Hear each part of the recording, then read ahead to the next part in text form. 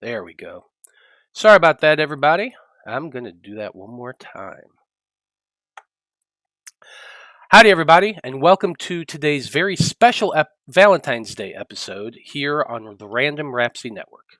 I'm Matthew R. Dawson, your friendly neighborhood host and GM, and joining me around the virtual table today are Alyssa, Brie Jr., Koines, and Steven. Say hi, everyone. Hello. Yo. Howdy. Now, before we begin, I want to remind everyone that next week Random Rhapsody is on break, but we will be back to our regular schedule the following Monday, February 28th. You can keep up to date with everything we do by following us on Facebook at Random Rhapsody TV and on Twitter as @random_rhapsody.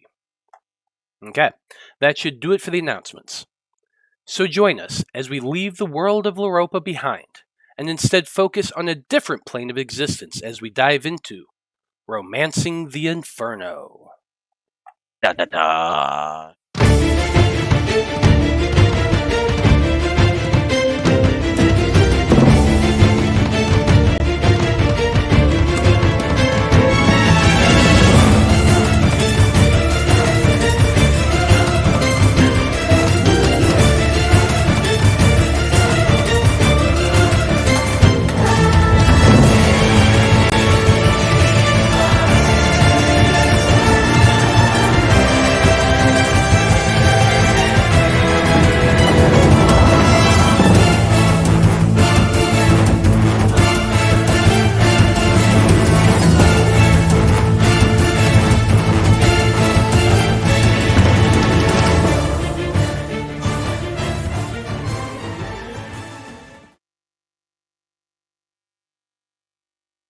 Loud.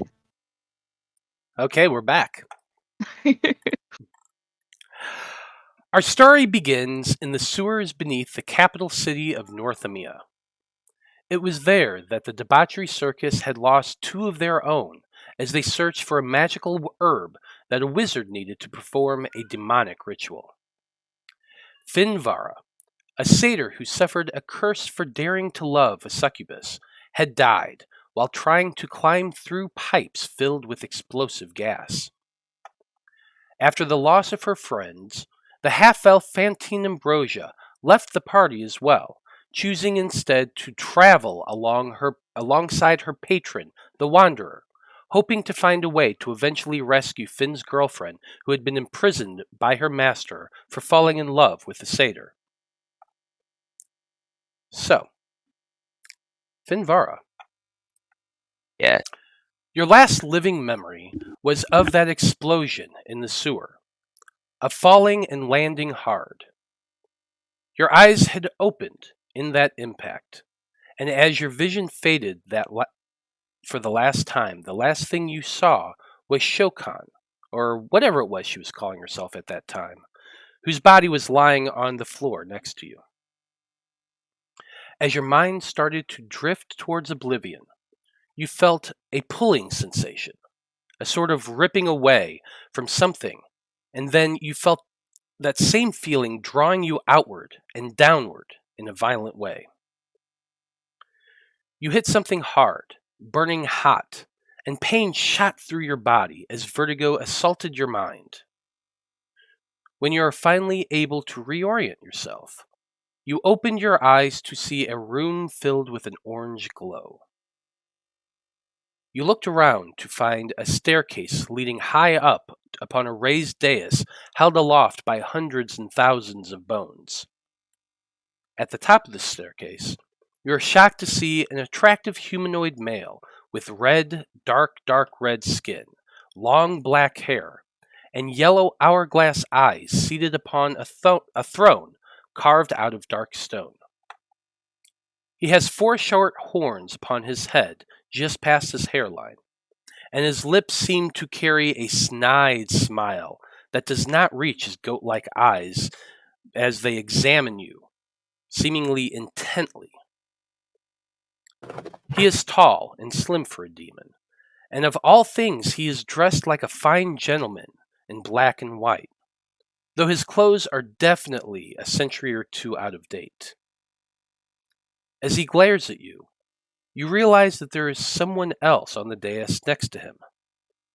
you immediately recognize the long black hair and dark eyes of a very familiar succubus, one that had once sworn to give up everything for your love. Your girlfriend, Kaylin. Before you can speak, the dark man in the suit stands up and laughs a very loud laugh.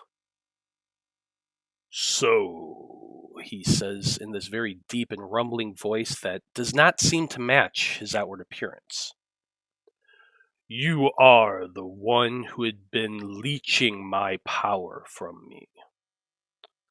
I should have known you survived our previous encounter. And he glances over to Kaylin. He gives her a smile as rough hands grab you and haul you to your feet. You look around to see two tall men with red skin and gigantic bat wings. They're each clad in dark armor, and they're pulling you up to your feet. These creatures, half man and half demon, each carry a wicked-looking barbed spear slung across their back. And then you see a third approach you and clasp manacles on your wrist as the man seated on the throne watches. You feel another ripping sensation, and you cry out in pain as waves of bright red energy seem to be pulled out you, ripped away, drawn toward the outstretched hand of the man on the dais. The pain is overwhelming, and your screams echo throughout the chamber for what seem like hours until you eventually lose consciousness. After that day, your life has become vastly different. You have never seen the man again, though you do eventually learn that his name has been Haitar, a Baylor and former lieutenant of some powerful demon general. Though he has struck out on his own and established his own kingdom somewhere in the depths of the abyss. You had awakened on that first day to find yourself in a sparse cell of thick red stone, completely unfurnished apart from your shackles and the chains keeping you locked up against the wall. Using your keen mind, you try to keep track of time, but it is extremely hard to do so in the abyss. About every day and a half or so, you are brought out of your cell, down the hall past several rows of cells, into a guard room south of your cell, where you are tortured for hours on end before being tossed back in your cell to wait once more. You're not sure how long you've been down there, months at least, but you have a sinking suspicion it's more like years. During that time, you discovered that the power you once had, due to its infernal connection to Haitar, was no more. It's been ripped, quite literally, out of you that first day. But over the course of time, you've also discovered something else had filled that hole that was left behind in your soul. Can you tell us a little bit about that? So, when he first tried to curse me, he unwittingly established a connection that gave me warlock powers, and then they got removed when I went back to his home plane. But we were connected, like I had a piece of his soul in me, and so when he ripped that out, it left a hole there. And in Mechanist, there's a lot of people who I figure are kind of like the universal accountants of things, and somebody whose job it was took one look at my file and was like, wait. He's got a hole there. That's not supposed to happen. And then rather than potentially get in trouble, he decided to try and cover up the issue by fixing the hole himself. But by doing that, he accidentally infused me with some of the power of Mechanist, giving me the powers of a clockwork sorcerer. And anybody else who would happen to look at the file, Mechanist is definitely lawful, but they would most likely just look at it and go, oh, not my department, not my problem. Probably. But he was very much one of those, like, freaking out, anytime something slightly goes wrong. Yeah, I dig it. So apart from that one bright spot, your existence is pretty much one of torture and solitary confinement. You do know that there are other prisoners inside this jail, though you've never been given a chance to converse with any of them. But you no doubt have seen a robed man and a purple-skinned tiefling at least once or twice before during that time. No doubt their existence is pretty similar to yours. Now, Fantine, you have lived a very different sort of life. Traveling with the Wanderer has been anything beyond what you could have expected. You've wandered the plains connected to L'Europa, encountering many strange beings, and have had many adventures with the strange musician. But all through that time, your thoughts have lingered on your fallen comrade and his imprisoned love. Your request to go and find her is met with amusement by the other planner being, but after some persuasion that only Fantine Ambrosia can give, he eventually relents, and together you both go out and search. What you find, however, is very unexpected. You both discover that Kalin the succubus belongs to a Baelor named Hatar. He was once a lieutenant of a demon prince and powerful general, Asmodean. But several centuries ago, he had betrayed his master and established a territory on his own in the abyssal demiplane, kind of halfway between the one of slime and the one of slugs. It's kind of weird down there. There's a lot of different layers to the abyss. It's pretty moist between the slime and the slugs. A little bit, but the plane itself is actually a very wide, barren stretch of land. Jagged mountains for the most part within this area of the abyss. It's very arid, it's very dry, which is very strange considering it's between two moist places.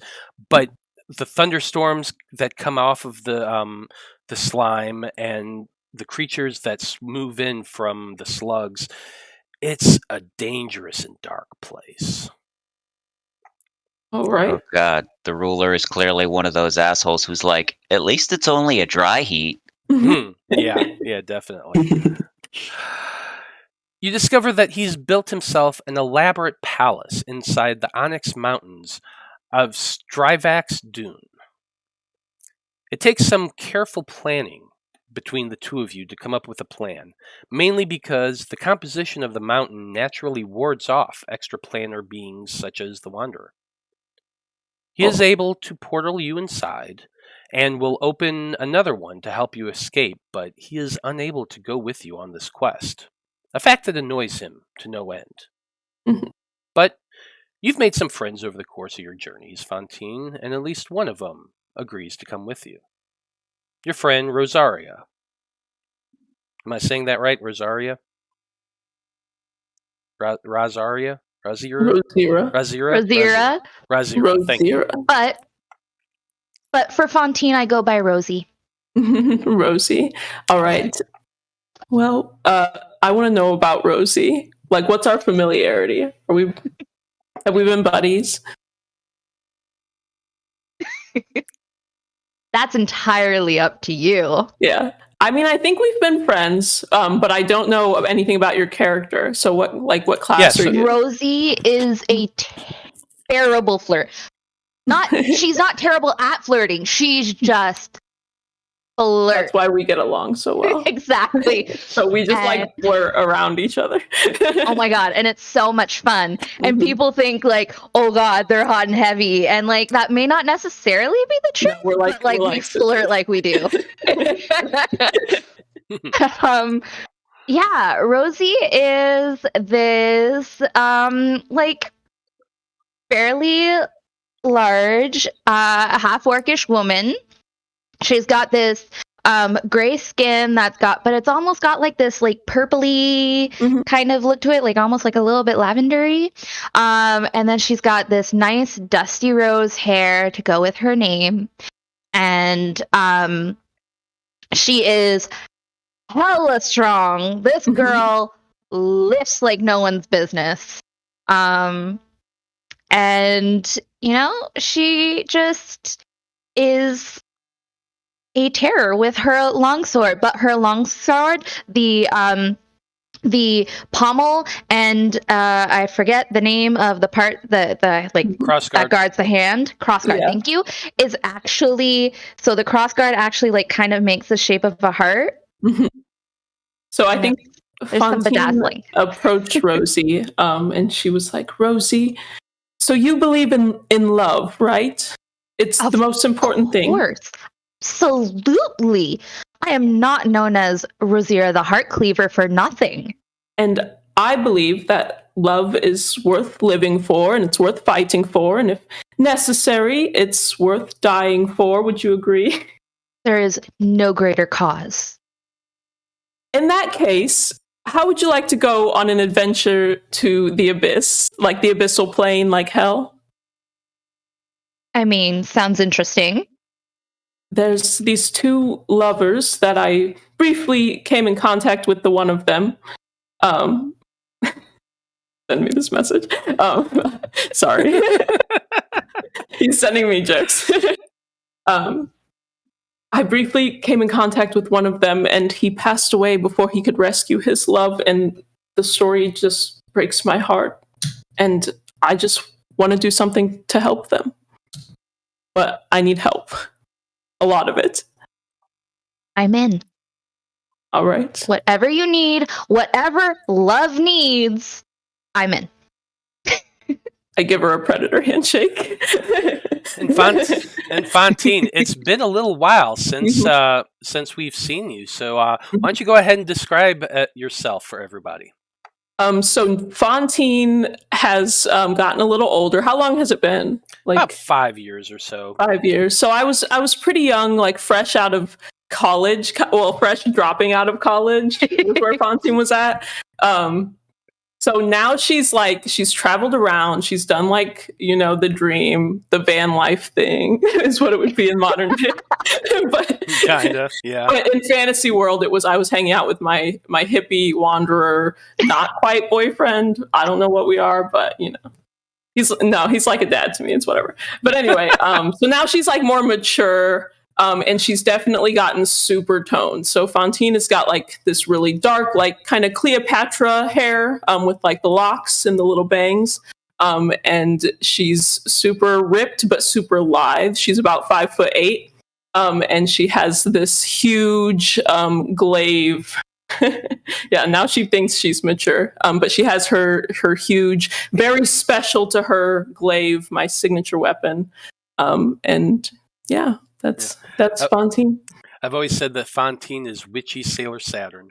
Yes, exactly. But right now she's got this new outfit that I designed for her. So it's kind of like the top, the crop top, and then like the skirt, and then like the power mom boots, like with the high heel, all black.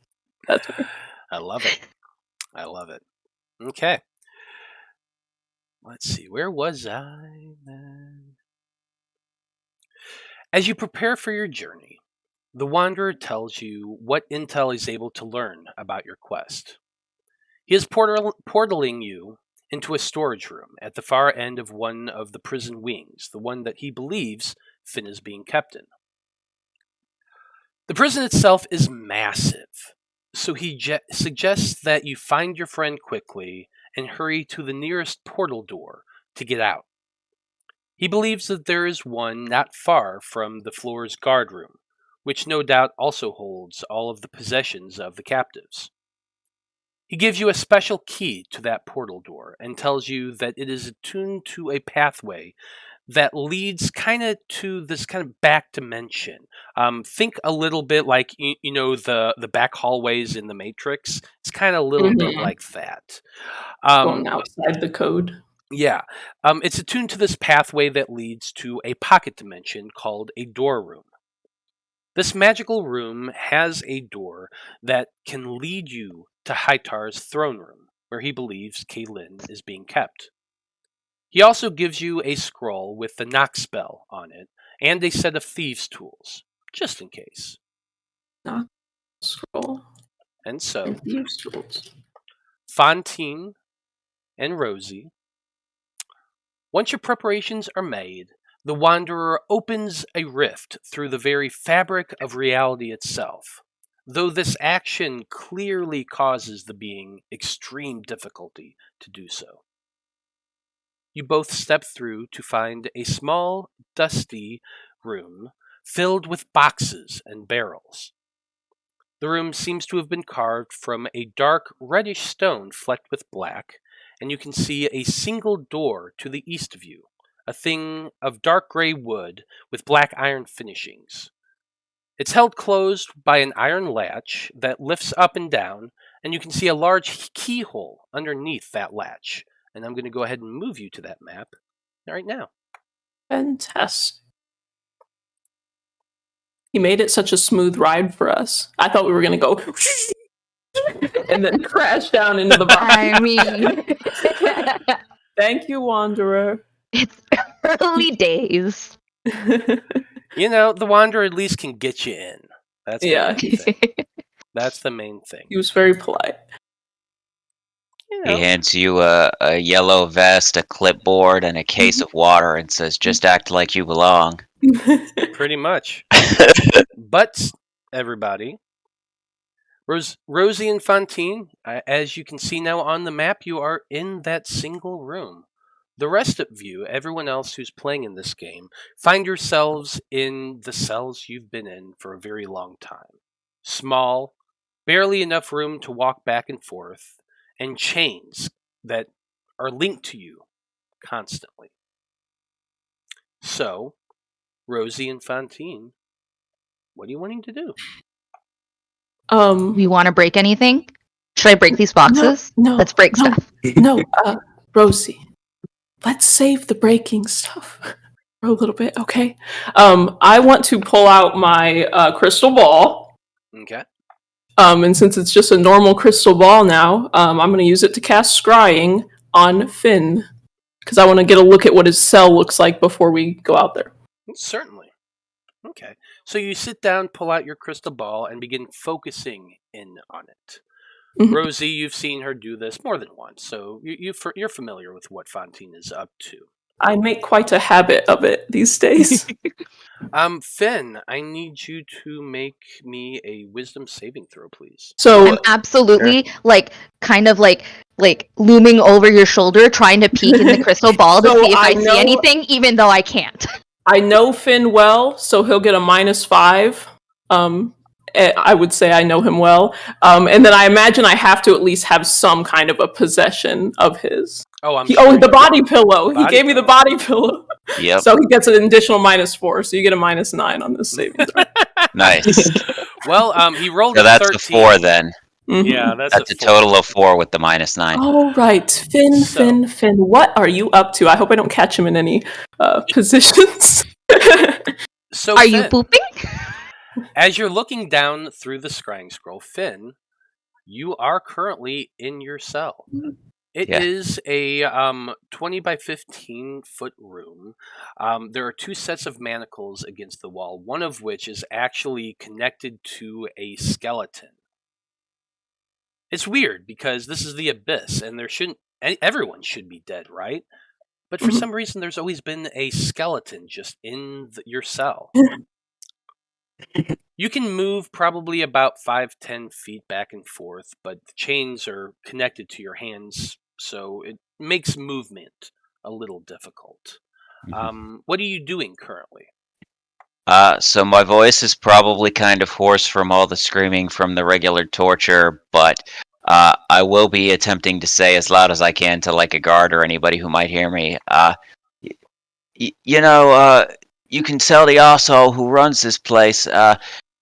He doesn't need all those bones on his throne. I've got a cleric friend who could help him if he's having trouble with his performance.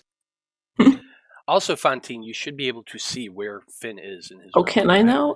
Fantastic. Okay. Can you So So- one thing that you would notice that is quite odd about Fin Fantine is that when he was connected to the devil and getting powers from him, he had like all those weird runes and stuff that would glow on his horns. Yes. Well, he doesn't have those anymore. Now they kind of look like his horns are made out of diamond. Interesting. Finn, you can also see as you're standing there is a guard in the distance. Fantine, you cannot see this. You can only get like the near area around him. But Finn, you can actually see that there is one of those Cambion soldiers that kind of glanced over at you as he was walking by when you yelled that out. It says, hold on, it says, you create an invisible sensor within 10 feet of the target. You can see and hear through the sensor as if you were there. So if I put my character right here, would I be able to see that guy? Is it Male? How far did you say you can see again? So for me, Fantine, I mean, I have dark vision, but I can put scrying in the chat real quick. Yeah, that might be. I want to. It depends on how far you can see around Finn's body. It just says I make a sensor within 10 feet of him, so I can be 5 or 10. You know, I can be right next to him, but I see as if I was there. I can see and hear through the sensor as if you were there. Yeah, I'm gonna say you might be able to. I would say that you're able to hear Finn yell that out.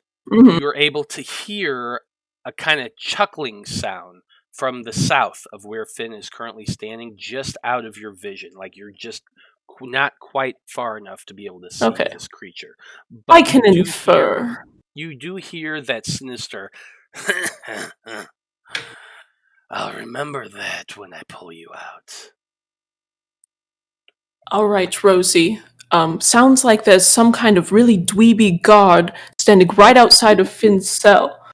And he's just down this hall to the left. So I don't know what's going to be right on the other side of this door, but if we open it, I presume there will be at least one guard there. So if you want to break something, I think that's the guy to break. Yes. Unless we want to try to take a stealthy route here. I look at her doubtfully. If you tell me to be stealthy, I'll let you do it.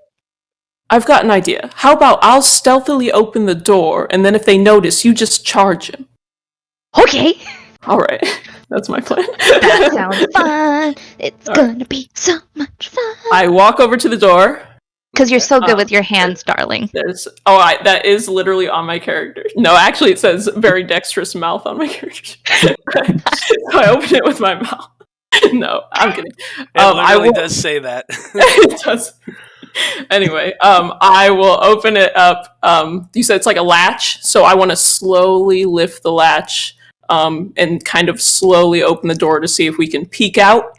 But I'm going to stand off to the side so that she can just kind of run through if something goes on. I dig it. Go ahead and roll me a sleight of hand to pull the latch slowly, and a stealth check to slowly open the door. Yeah, no problem. It's a 25 on the side. You know, I know your boss probably doesn't have trouble getting the ladies, but if you ever need any lessons, I'm here all eternity. Big oof owie on my crit fail stuff. My sleight of hand is very good. I open it very slowly. Yeah, you definitely pulled that latch down really, really nicely. And I'm dancing into anticipation in the background, and I bump something. And it's super loud. As you're pulling back, Rosie is dancing around, bumps into something. There's a pretty loud just clack, and it startles you, and you pull that door open quicker than the hinge goes.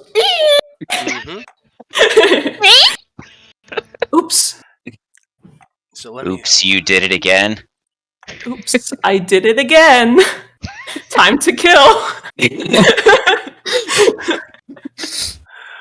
Oh, darn. So there I go, killing again. Looks like everyone has to die now. Oh, well.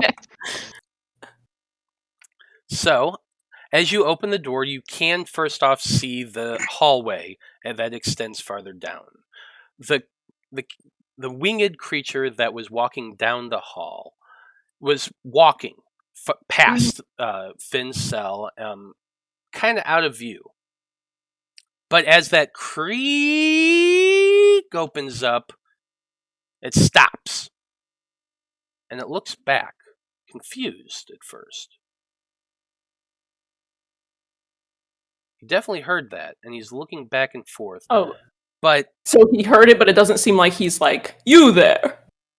Yeah, you're actually outside of his field of vision right now. He stops, he's looking, and he's looking back and forth as though, like, confused for a moment. As though he knows he heard that sound. And then he takes a step closer, moves 5 feet. I tell Rosie, I say, get back against the wall real quick. We'll rush him in a second. Woody. And then I put my back to the wall on the other side. So we're on either side of the door. Yeah. I like it. Go ahead and make stealth checks, the both of you. All right, this one's going to be a good one. 19. 7, 6, what? Why is it? Hold on. It might just be default rolling. Always, yeah. Here, toggle. Where's the toggle? There it is. There we go. Okay. So 6. So with a 19, Fantine, you push your back against the wall, flatten yourself as hard as you can. Rosie, stop dancing. No, there's a box. There's a box over here in this corner. I bump it again. Yeah, you absolutely Oh, do. You shit. hear it clack. And just that loud clatter as you hit it. Everyone's like, what? He hears it again. Oh, Clear. actually, that's pretty good, Rosie. That's pretty good, actually. I'm like, he won't notice me, but he'll notice you. Why are we everything rolling with advantage? I think because when you make a new one, it sets the default to be automatically, auto roll with advantage. Because Roll20 dumb. Which is very annoying, yes. If you don't stop sending me these, at least send them to the public chat so everybody can see. There. Yeah, with his anyway, with his 17 perception, he definitely heard that, and it's not coming down from there. It's coming from somewhere beyond. She's thicker than a snicker, and the clap of her ass cheeks keeps alerting the guards. I'm trying to be stealthy. Varra and Finn, you do see that same Cambion guard walking past you down the hallway once again. The bars are between you and your cell and him, so you can't really do a whole lot, but the creature is starting to move its way down, and as it does, it pulls out its spear.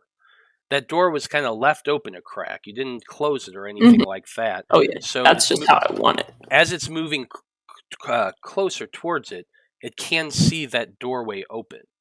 I'm just gonna yell at the guard, "Oi! You know, last time you were torturing me, you did a lot of the cock teasing, but the ball torture was a little light. You think you could pick it up next time?" Yeah, keep him distracted, Finn.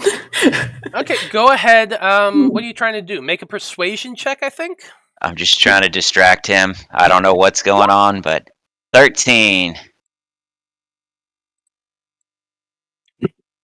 13. Because I rolled pretty low. Some idiot wrote something stupid in chat, and I'm trying to delete it, and it's not letting me.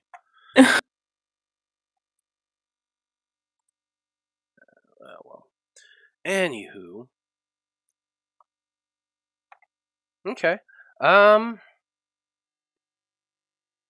Let's see. With a 13...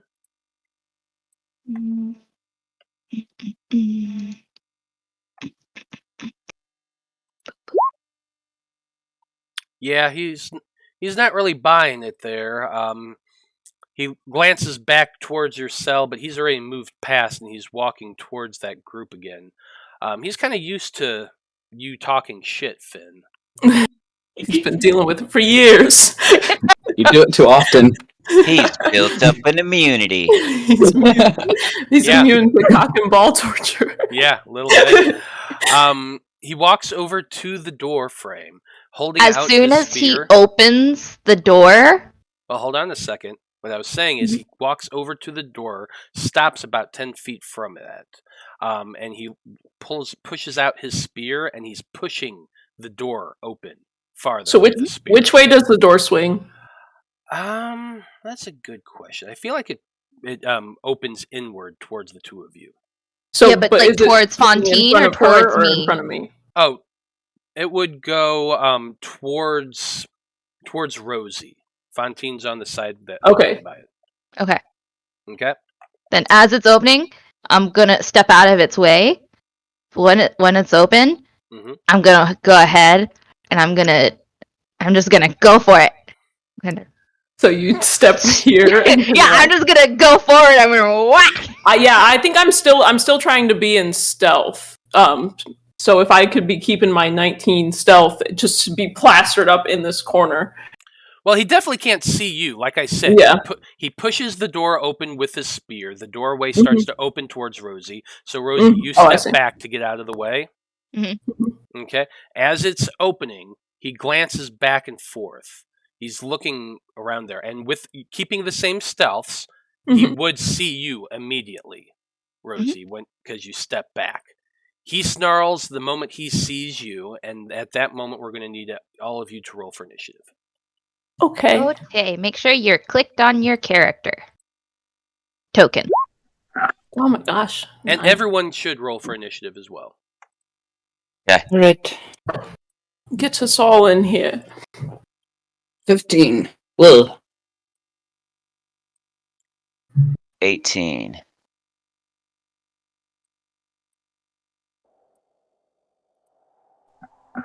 Like.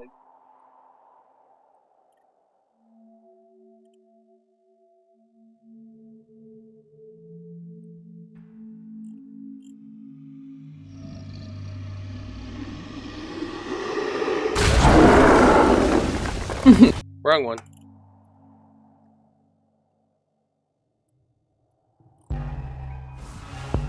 There we go.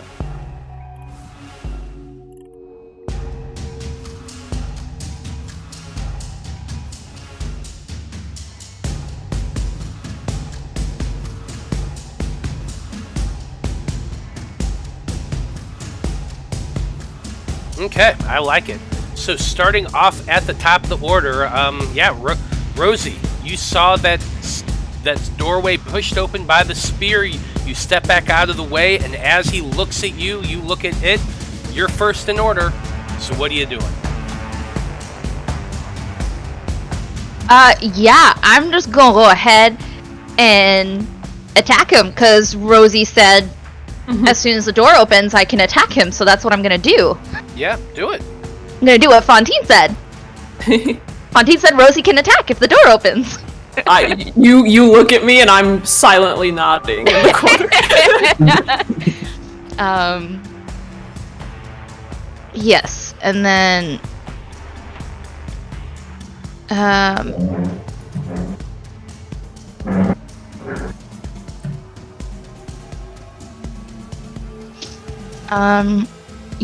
so I'm just gonna go ahead with my sword. I like it. I am not yet enraged. We'll see.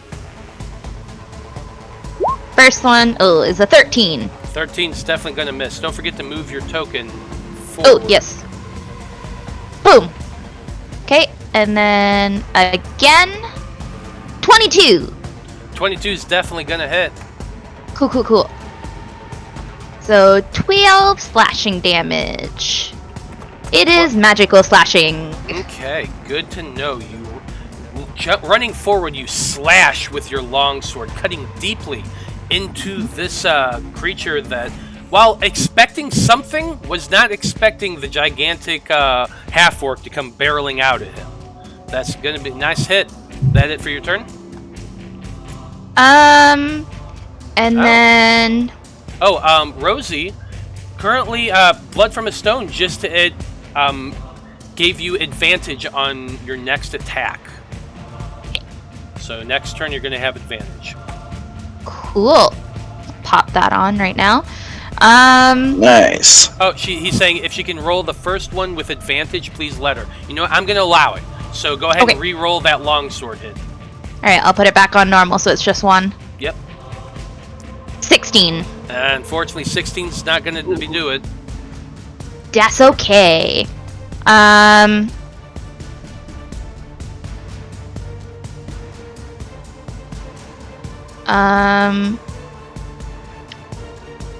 Yes, I think that's all I can do.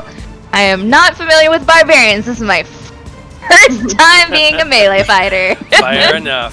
Fair enough. Well, that's it for Rosie. Finn, you are next in combat. Unfortunately, you can hear that something is going on somewhere down the corridor to the west, but apart from that, you can't really see anything. What do you want him to do? Oh, as Rose is attacking, you heard "For love!" Yeah. I don't really actually have a whole lot that I think that I can do because I don't have any stuff in here, and I'm currently chained up. Yep, pretty much. But you can. There are actions you still can have, so I'm giving you the option if you want to use them. I'm just trying to think if there's anything I could actually do. I don't know. I guess I'll just these are pretty thick chains, right?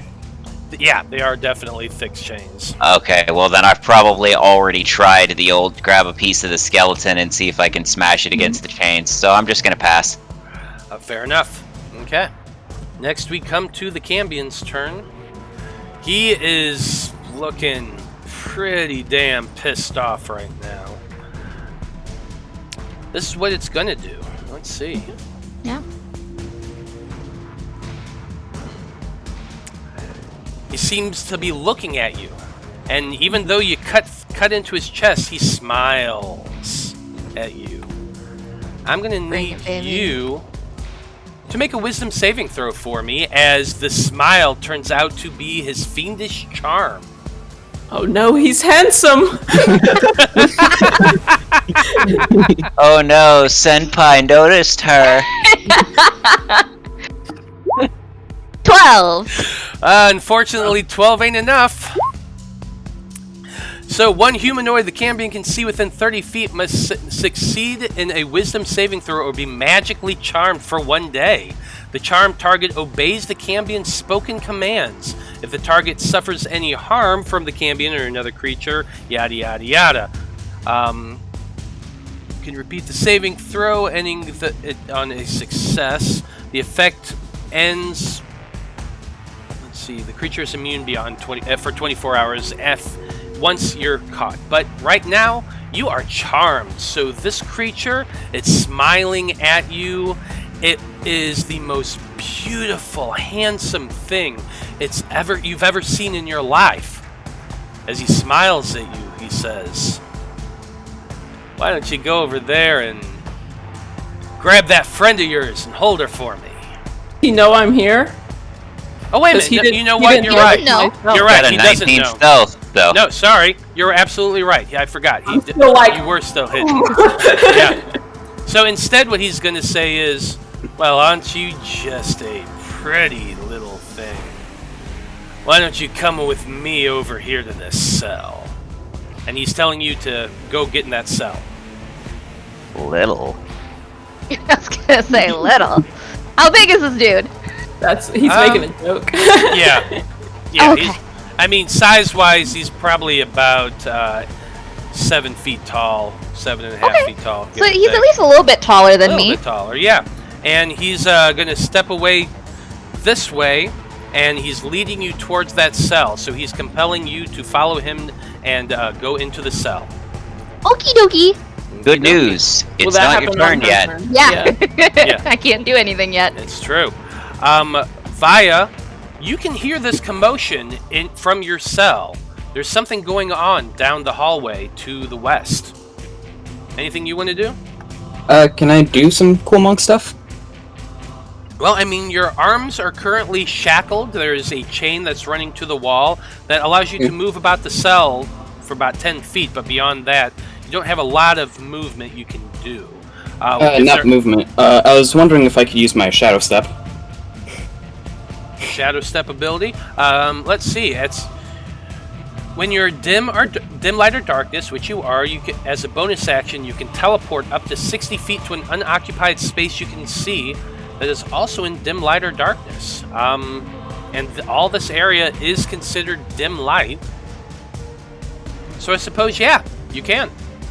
Alright, then I'm gonna kind of fade into the shadows of my cell and appear right here. As I could see there. He was only imprisoned because he wanted to be. I imagine he keeps doing that, and then they catch him and come back, and then he does it again.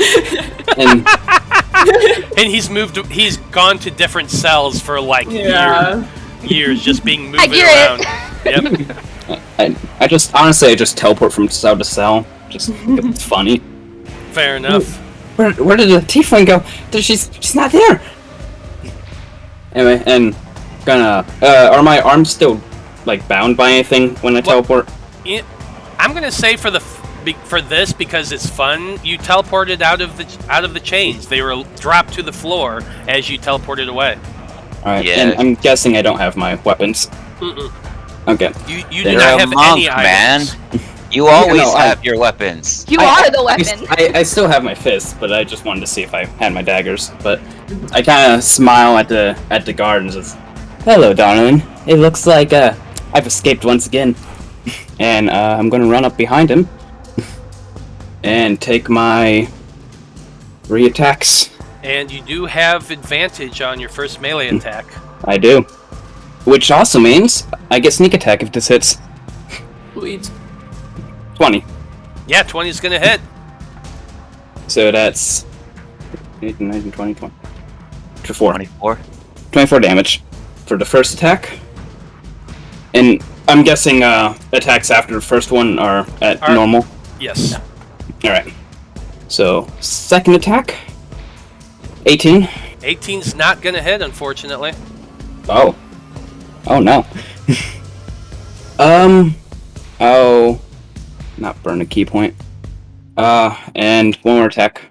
14. Unfortunately, 14's not going to hit. So one attack, you come running up, you I punch should've as stunned, hard as you can, and crack that guy right across his face.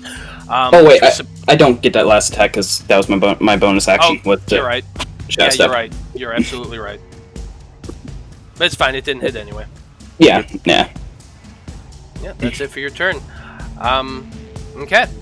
That's it. Doug, you're up next. And actually, your camera cuts off your head. I can only see, like, the top half of your head. You better reset your camera then.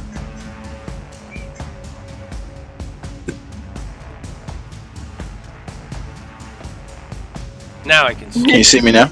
No, I had to move it. Oh, I got it. Okay, I was like, it looks fine to me. I'm looking right at it. I'm the only one with a blank screen. Spooky. But yeah, Doug's just chilling in his cell. He hears some commotion out there, but I don't know what's going on. So he's gonna go ahead and retrieve his stash from his old prison wallet, and he's gonna light his pipe and sit there in the corner and have a little puff. Fair enough. Okay, Fantine. You have been hiding in the dark little corner there, completely missed by the Cambion guard. Okay, I casually and very stealthily step out, and because I imagine he's not facing in this direction, and then I walk up to right here, and I have my glaive and I swing it at him. Do it. So do I get advantage for attacking him from stealth on at least the first one? Well, you have advantage because you're pincering him between yourself and the Then I get purple-skinned advantage on tiefling. all of them, you say? Yes. I will do that.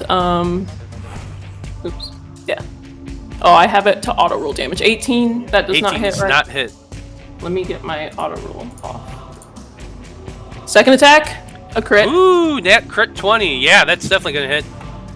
Okay, so he takes 13 slashing damage and 14 psychic damage. How's he look?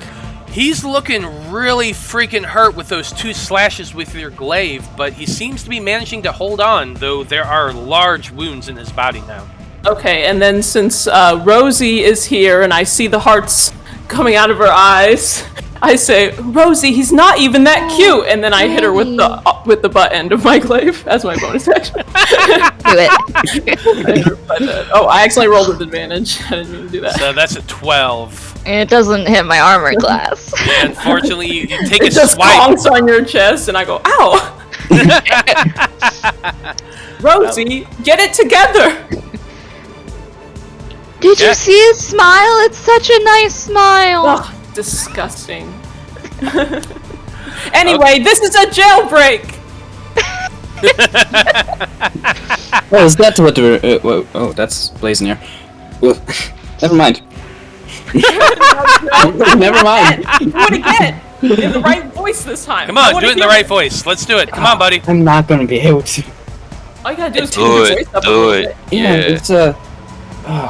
Just talk Christ. totally normally, but pitch it up like, oh, Yeah. blah, blah, blah, blah. Is that what we're doing? Perfect. Fine.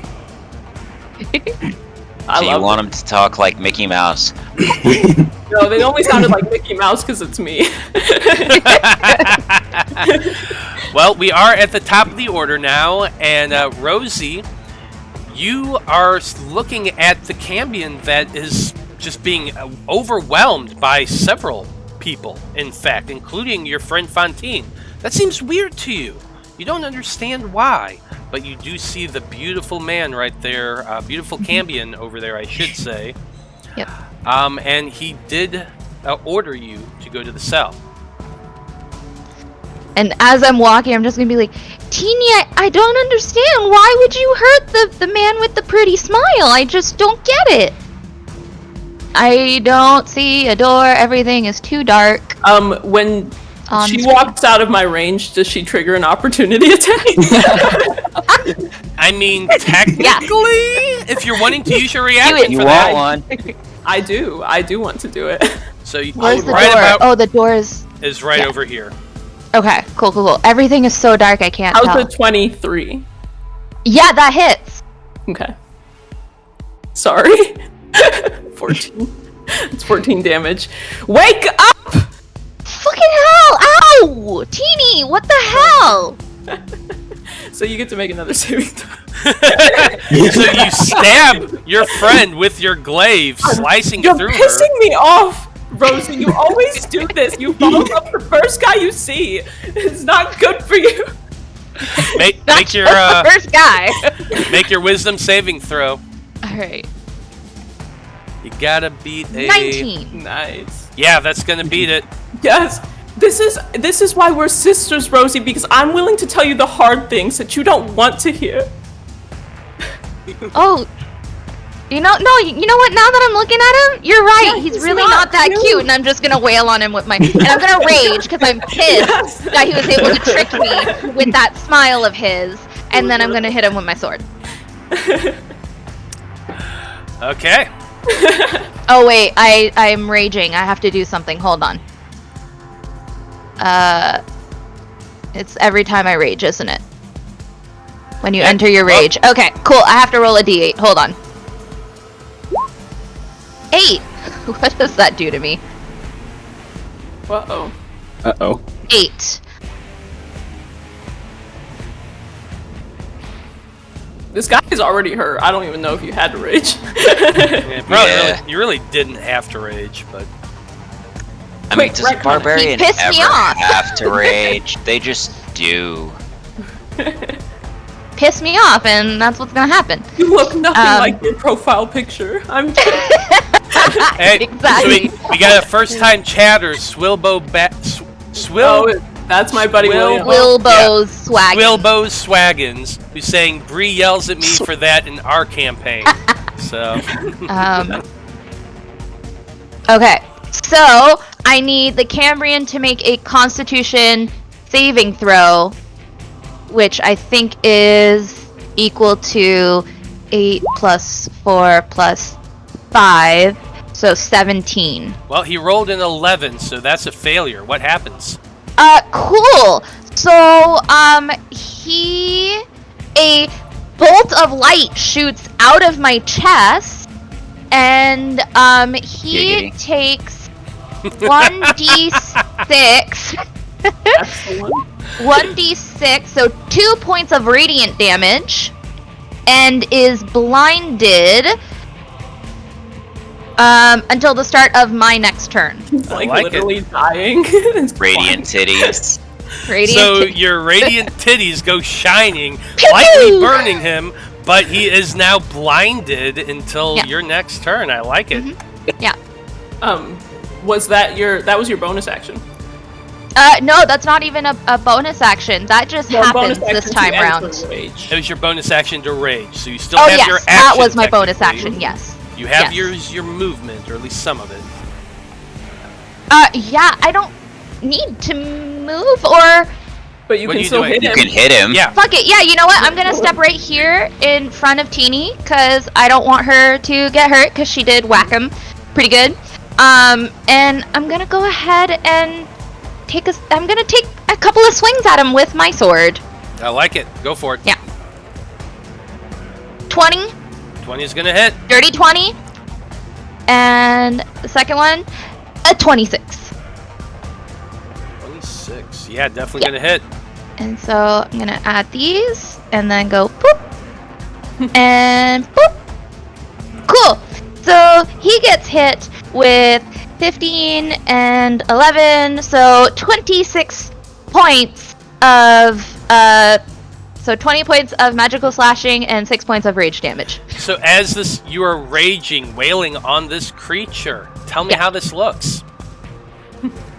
It's like, oh, you think that was funny? That was fun to ya? Well, this is what you get for mind fucking people. And I'm just gonna go ahead and I'm gonna swing and just gonna cleave his head right off. Yeah, absolutely. And as his head falls to the ground, his body crumpling before you, you're out of combat. Cool, cool, cool. I run up to You where I did know Finn's cell 14. to be. So, thanks to Junior, I actually realized something, Matt. Hmm. If a spell only has verbal components, you don't actually need anything to cast it. Yeah. So I'm just gonna Misty step out of my cell. No, you don't have to waste a spell. You don't have to- Okay, fine. Yeah. So, Unless I fail at opening this, then you can. That's fair. so Fantine, the moment the body of that Cambion drops, you run as fast as you can, trying to get to the jail cell that you think no Mhm. Finn is at. As you do, Mhm. you pass a cell between him and there, and you notice in the corner of your eye a hooded figure sitting against a wall in a jail cell. You notice as you get closer and go past that sweet, funky aroma that's coming from that cell, but your eyes are focused completely, and you run up to that cell. Yeah. I look at Rosie and I say, make sure to properly thank that beautiful tiefling woman for all her help. And then I run up and I grab the bars and I go, Finn, are you okay? Fantine. You're I a know sight it. for sore eyes around these parts. It's been a long time. Has it? So, I can't really tell down here. well, for me, it's been about 5 years. 5 so, years. Yeah, Jesus. but maybe longer for you. I'm not really sure. I've been kind of plane hopping all over the place, and it's you know it's a thing. But anyway, I'm gonna get you out of here if you still want to save Kaylin. Absolutely. All right. I want to look at this. So it's obviously locked. Oh, hey, maybe this guy got keys. Rosie, does that man have any keys on him?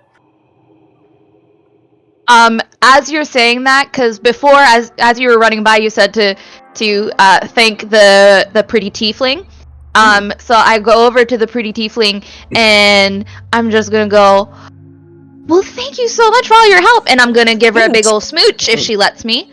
Oh, that's a bit fast for my taste. Sorry. And then we hear Teeny, and it's like, oh, I'll check. And so then I'm gonna check to see if the guard has any keys. Talking about you're a monk. You're all about going fast. Yes, sure. Doug's gonna swagger up to the bars and say out there, "Hey, y'all playing a prison break?" Yes, but I have some questions for you first. Something of the sort apparently. So, Well, he hold stays on. right there. Whoa! So since we haven't had a chance to describe everybody else yet, Yeah. we ran past that cell. Doug, why don't you go ahead and describe yourself for everybody?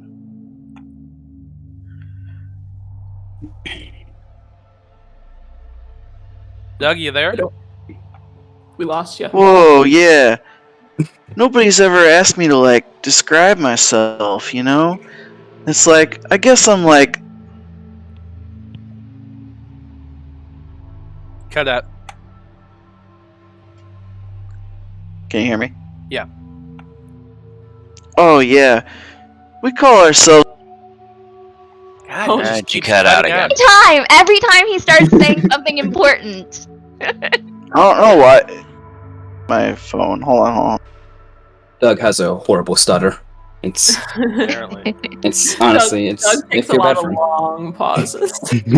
That's okay. While this Yo. long pause is happening, I'll be looking for keys. Yo, can you guys hear me now? Yes. Cool. Okay. Yeah. So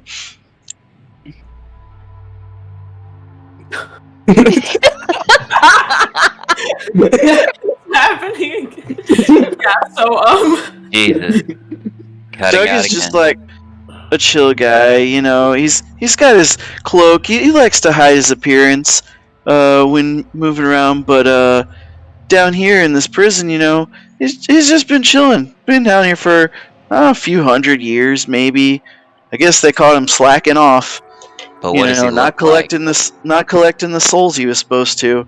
Just send him down here to be tortured. That's all right. You see him scratch his head, and as he pulls his hood back, you notice he looks just like a skeleton. He's got no skin whatsoever, just a blank white skull. He smiles, and a couple of his teeth are gold.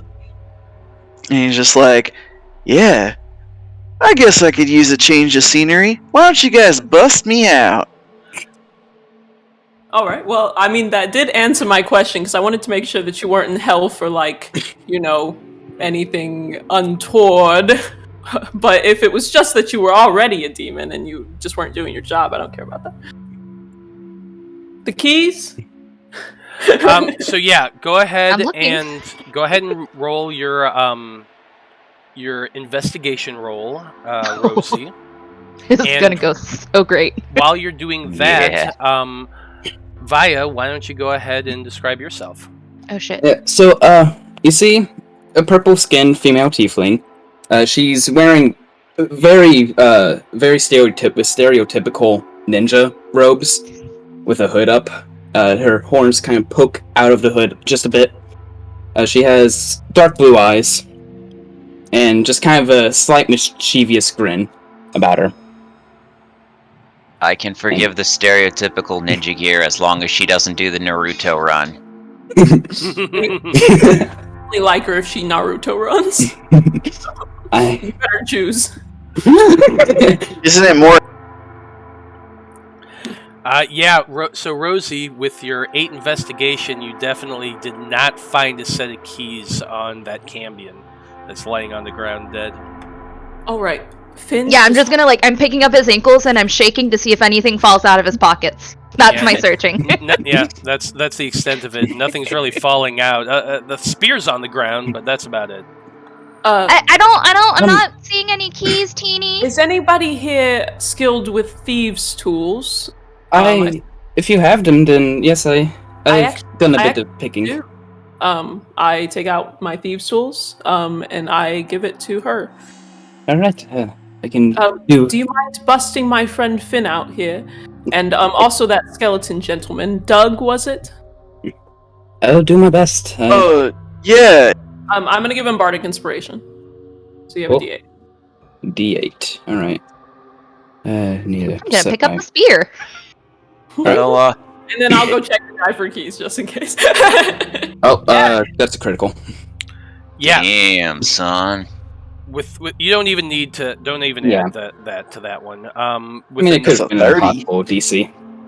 With Yeah. a nat with a nat 20 for a 29, you easily pick the lock on the gateway to Finn's cell and push it open. It slides open with a. Go ahead and give me another thieves tool check. Yep. For the manacles? Or Yeah, for for the the door? for the manacles. For manacles, I see. Okay. Another nat You'll never 20. believe this. Like Wow. you're just you're like your head's back looking at everybody else. Yeah, so blah blah blah blah blah. I'm really good at this, Clink. No, it's just that heaven wants me to be free. It's second nature. Like, Finn, I they give just Finn a big want hug. me to not be in jail anymore.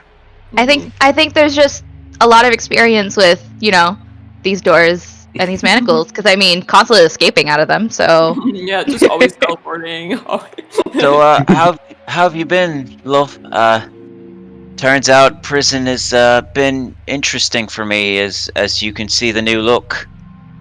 I see. Yes, you don't have any infernal powers anymore. Apparently things not. are fine on my end. Plane hopping, time shifting, Oh, whoa. Something Thanks. about being back here. it's The no piece problem. he stuck in me flew out of me and back into him, I suppose. Makes sense. All right, everybody. Everybody huddle up. Doug, you're in this too. Yeah, with the 24, and the 16, you are able to get Doug open and out as well. So my patron has told me. I go over and kick the camion. How about suck? You always cut out in the middle of the sentence. yeah, how about suck? That's all we got. Talk about suck. This Doug fellow is it's strange. I said, suck on these bones now. Well, we got a little more that time. Yep, we got a little bit more on that time. So he says that we should get in and get out because this prison is huge and there's bound to be plenty more of those guards around. So I suggest we go to the guards' quarters, or the guards' room, or whatever it is, because I suspect that might be where your things are, and because the door that we need to go to should be just past there. Right. So the staff room. Yes. And I'm just like waving the spear around, trying to get its weight, gauge its weight, and like poking the wall. I would like to check the camion for keys, just in case. I'll feel like a moron if we leave and it's like, oh, but he had the keys to the guard room. Roll an investigation check. 22. Yeah, there's some keys on him. You I find yoink them. the They're in keys. a little They're a little in a pouch on his belt. But I don't make a scene about it so that Rosie doesn't feel bad. I just pocket them and move on. Whoa, Teeny, how'd you find those? I couldn't find them. They was super hidden. I thought I was gonna miss them, but It was actually under the floorboards. It was quite Oh, strange. Oh, I checked the body. I didn't check the floor. Yes. I noticed. All right, Yep, gotta use the old prison wallet.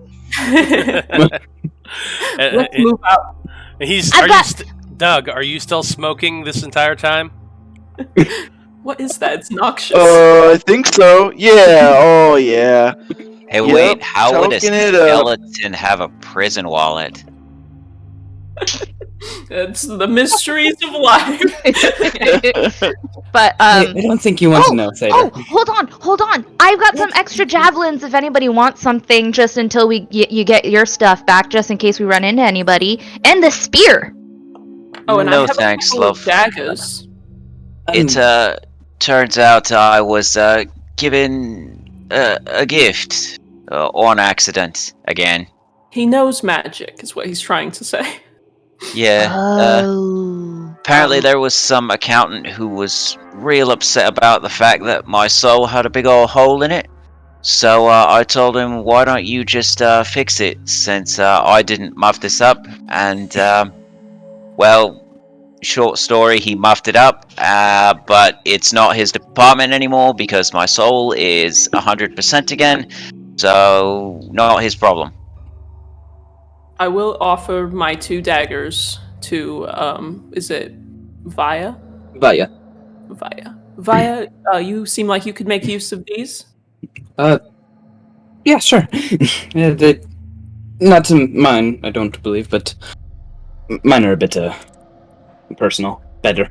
Well, But- I'm not saying they're a replacement, but Yeah, no, it's just... just say thank you.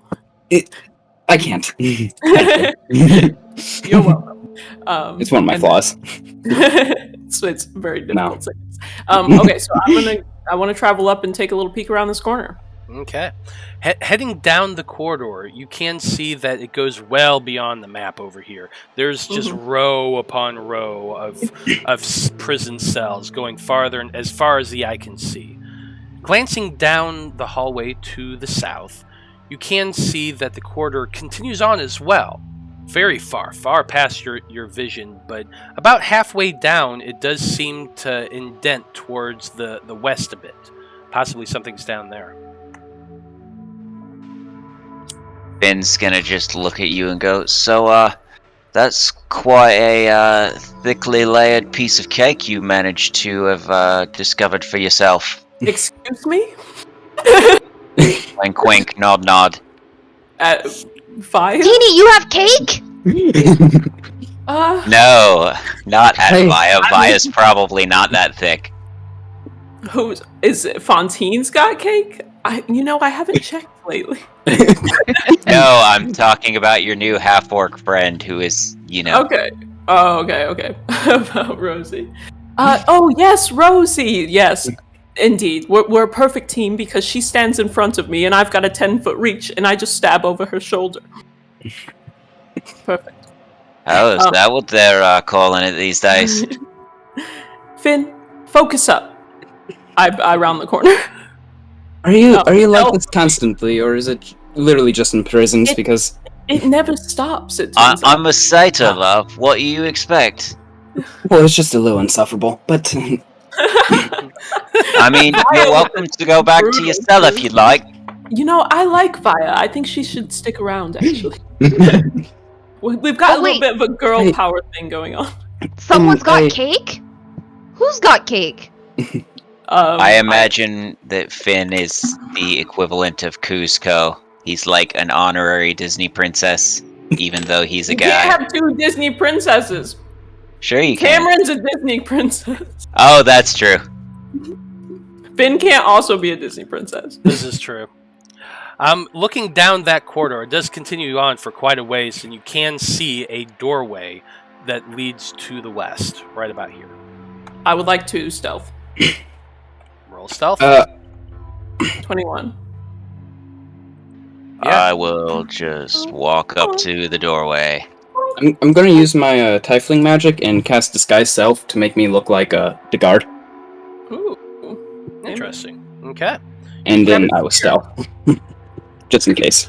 As you're making your way down that hallway, towards the far end of the corridor leading south, you can see that there are 2 ornately carved double doors. Golden gilding along black wood, and you've seen similar things to this before, Fantine. You recognize this to be the portal door that the Wanderer was telling you about. All right, once we're finished in here, we're going to rush to that door. I've got the key. Right. I'll check this door. Does it have a lock on it? It does have a lock on it. It is not, however, locked. I'm gonna open her up. Okay. Get low. Get low. Can't get any lower since I've been here. It's true. You truly have hit rock bottom. Yes, this is quite literally rock bottom. Not the great place. You open the door to find a wide room. The room opens to reveal 2 long tables draped with black cloth in the center of the chamber. You can see a doorway to your left, Finn. that you and Doug and Vaya recognize to be the room where you have been taken to be tortured every day. There is a desk past the tables with a, and beyond that, you can see another door. And this one large and iron with an even larger wheel inset into the smooth wall. Mhm. There is a couple weapons racks and a table along the other side of the wall with several glass goblets and a pitcher of red liquid. You can also see that there is a Cambion standing near the doorway to the south, who looks over and is very surprised at the door just opening and pushing open. I'm gonna cast a spell at him.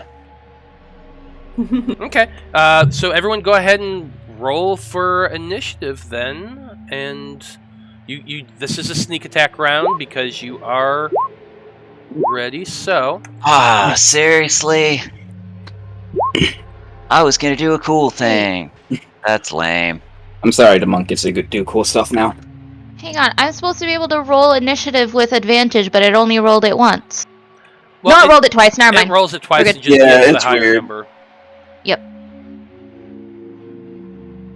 This Damn. now I get the whole weirdness with Apollyon's initiative. That's just weird. Yeah, because I'm supposed to have advantage too on that. Yeah. Oh well. I guess the 7 makes up for going first all the time on Cameron. It does, yes. Well, we are at the top of the order, and there is another one of those Cambions, and y'all just opened the door and blew all through. So, this is a sneak attack round. He was very much caught off guard. And Vaya, you are first in initiative. Alright, I'm gonna scoot up a bit just so I can see. And, it's still dark in here, right?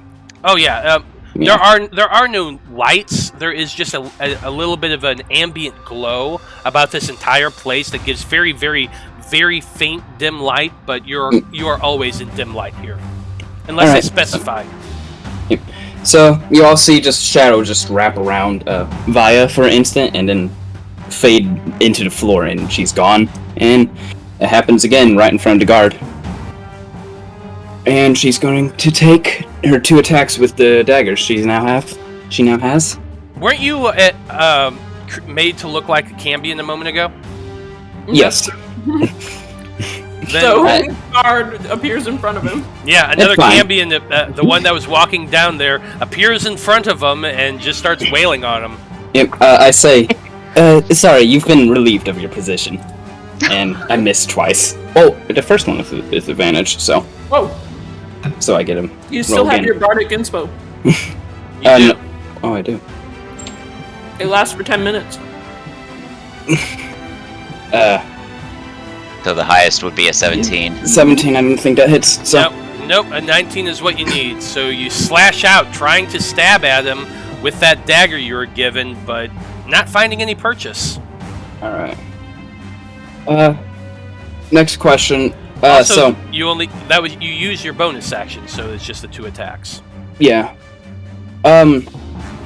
So, does this happen when I hit with a melee attack, or when I just make one?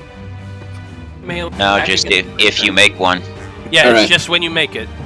So, seeing I missed twice, I'm like, oh no. And, 5, 10, 15, 20, 25, 30, 35, 40. Smart. And you just go running out again. So a Cambion just comes running in, starts stabbing, missing completely, and it goes running off again. Oh, fuck. I would really like my daggers, my magical daggers. These are... Oh. Yeah. Doug, you're up next. What are you doing?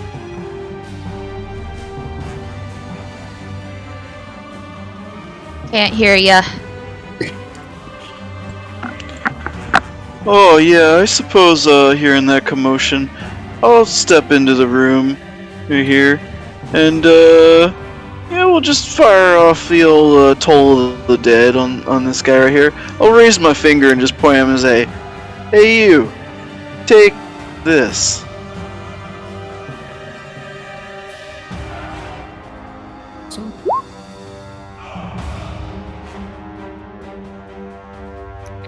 That's a 27. That's Toll the supposed- Dead is not an attack spell. It's a saving throw. Oh. I don't know. All right, do the saving throw then. Yeah, Yeah. I don't know how I said that.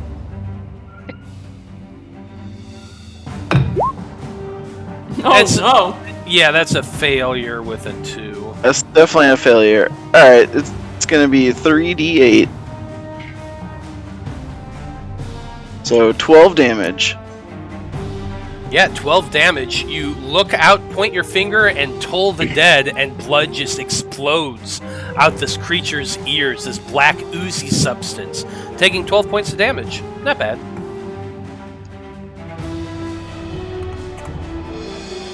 That's what I got. Okay. That's it for Doug.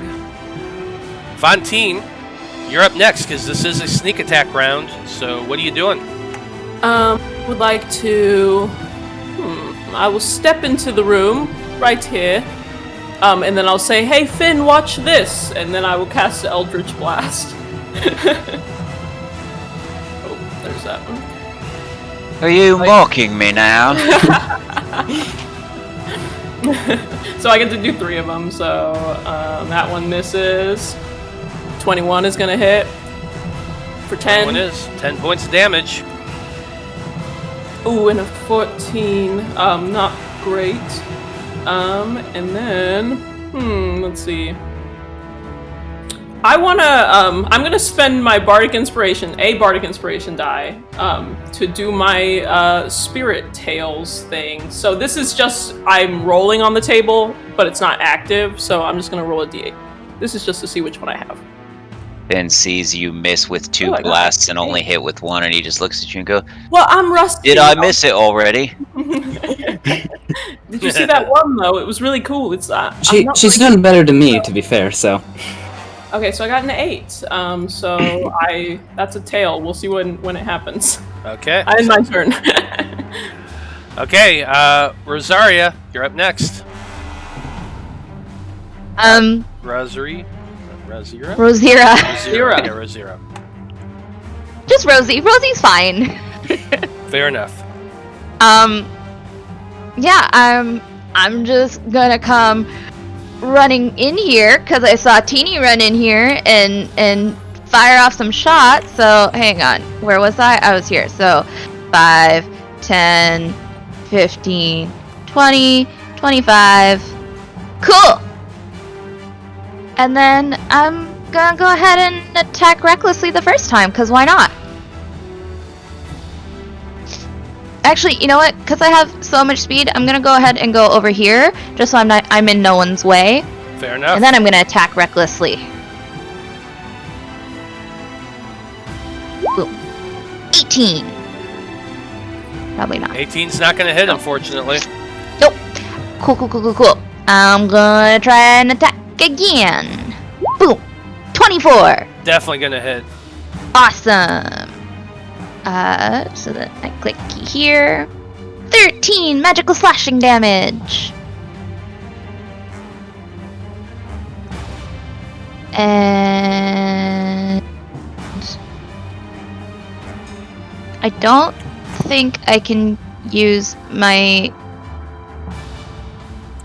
bonus action to attack again, can I? I don't think so. Only if you have an ability that allows that. Yeah, I don't think so.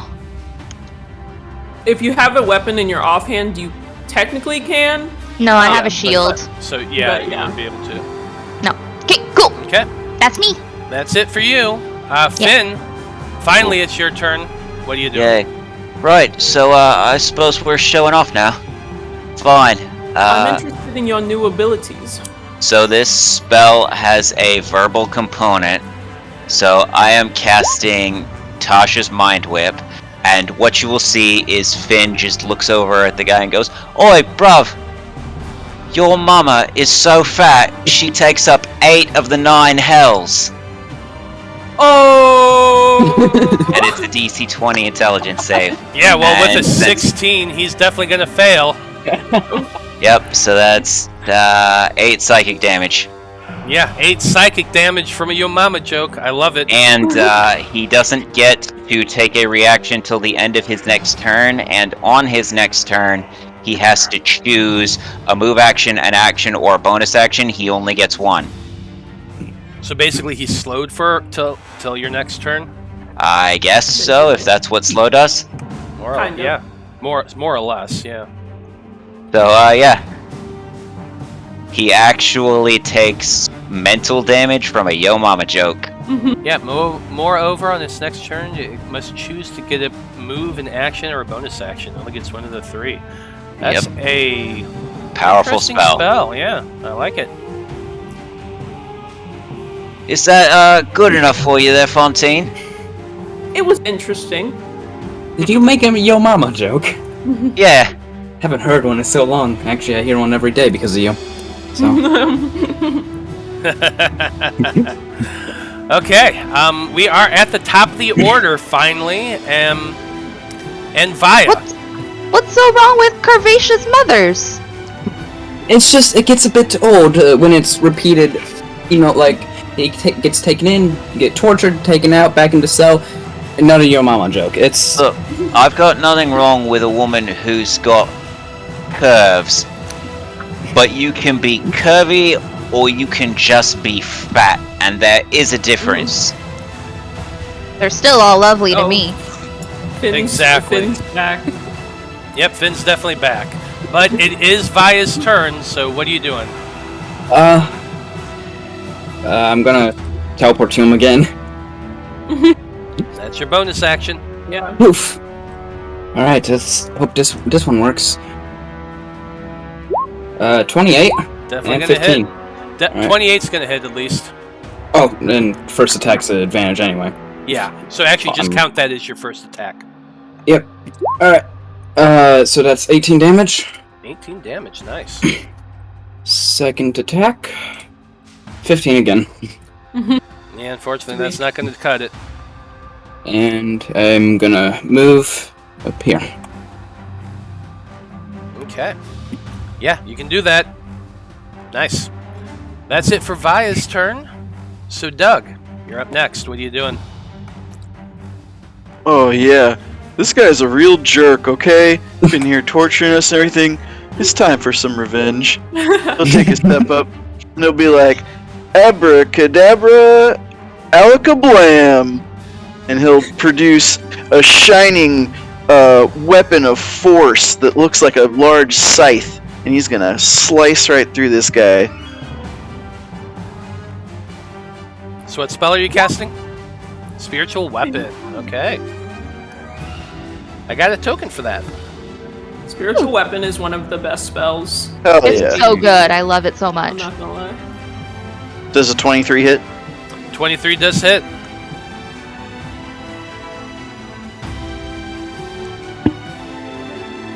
Ten force damage. 10 force damage. This guy ain't looking great, that's for sure. That's your bonus action. What else are you doing? I don't have a regular weapon, right? You got a cantrip you can cast? Yeah, I guess I'll just Toll the Dead him. I fixed it. Okay. Yeah, like, suck on this. And now he has taken damage. He rolled a 16. My DC's 17, so you're Failure. taking 18 necrotic. Oh, that's more than enough to take this guy out. As you toll the dead, you just hear that ringing gong sound, and the thing's head explodes, and a violent shower of black blood that coats both Doug and Rosie. Woo! Oh man, these were my best robes. Pretty fireworks. Yeah, absolutely. You got anything else to do on your turn, Doug? No, man. No, that's it. I mean, Okay. are there other combatants about? Well, good question. But it is Fantine's turn, so what are you doing, Fantine? I would like to make a perception check to locate either what looks to be like people's stuff or more baddies. I just want to do a once over this whole room. Okay. Give it an ocular pat down. All right. Ocular pat down, threat assessment.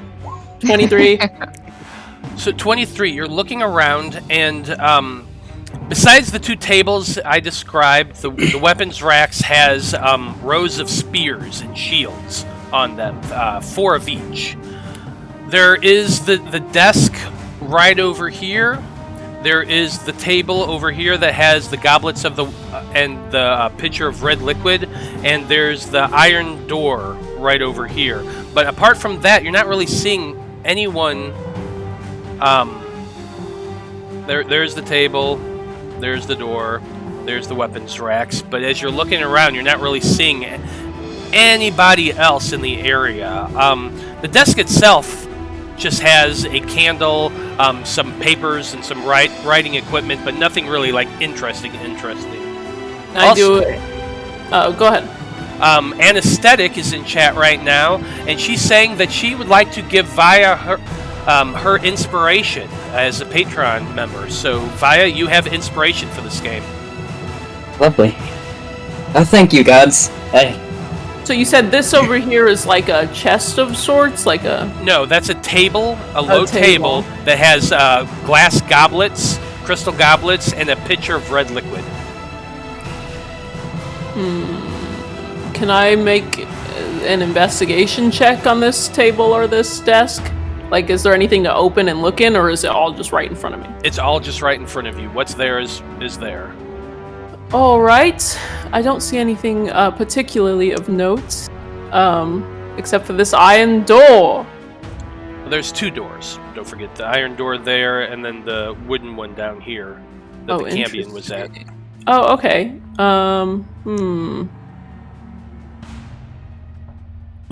You want me to knock on this one, Teeny? I would like that. What can I do left with my turn? Can I go to that wooden door? I mean, how much movement have you used? Well, I guess I did move my character here, so most of it. Yeah, so most of it. I'll just be done. Okay, that's it for Fantine's turn. And yes, as you suspected, there was another creature in this area. He's not in the room there. He was actually in the room below you to the south, and you realize that as the door opens. 5, 10, 15 feet to right there.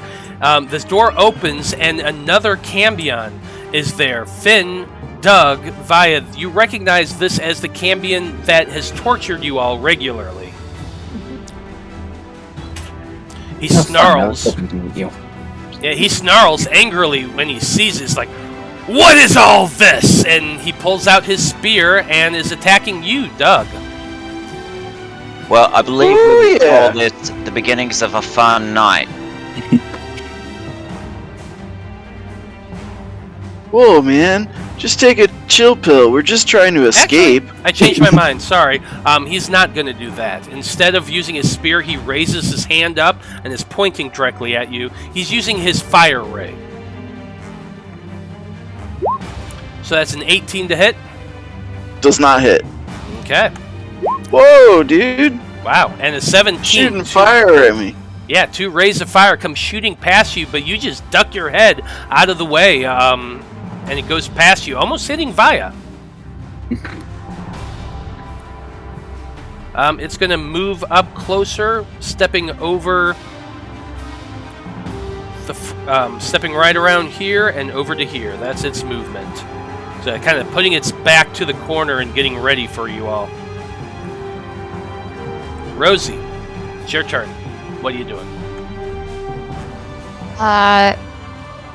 Yeah, I saw that, and not cool, dude! And I'm gonna go ahead and attack him recklessly. Yeah, you should. A boom. Over here, and then boop. 22! 22 is gonna hit. Cool. So 9 magical slashing damage. Okay, 9 slashing damage. And 16's not gonna hit. No, it's not. That's it. That's all I got.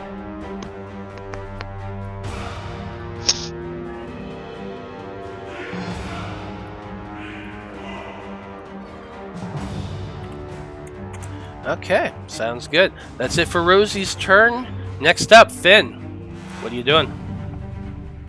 I'm gonna move over here so that I've got a good line to him.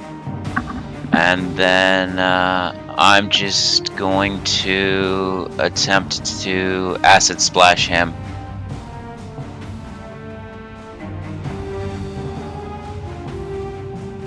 Okay.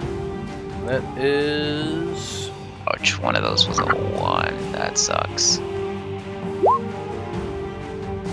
Yeah, he rolled a 9, so that's a failure. Yep, 9 acid.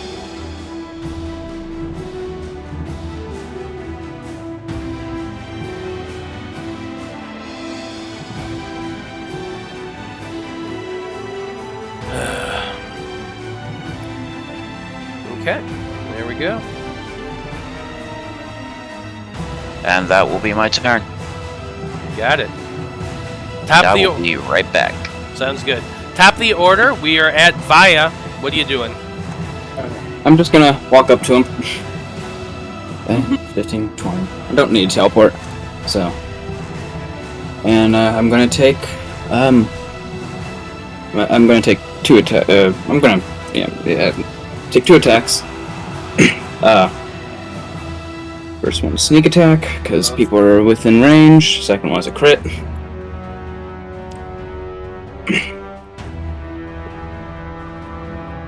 And then I'm gonna also, because I have my bonus action now, my offhand. That probably doesn't hit me. 14 does not. Alright. And, Still some pretty damn big hits from Vaya. And I will go back to here. Because he does not get his opportunity attacks. Yep. Okay. Doug, you're up next. What are you doing? Oh yeah, this guy's gonna go down for torturing me like that. Let's move my spiritual weapon as a bonus action over to him and slash out. How Slash exactly away. did he torture you as a skeleton? I imagine he feels Brother, you don't like a lot- even want to know. Another crit. No, Fair I'm actually enough. quite curious. That's it's strange. Ooh. Crits of the night. Yeah, damn. like a lot of crits already. It's just that we're gonna have a hard time in that Baylor battle. Oh yeah, that's like 13 damage. Yeah, 13 damage. He's looking pretty damn hurt.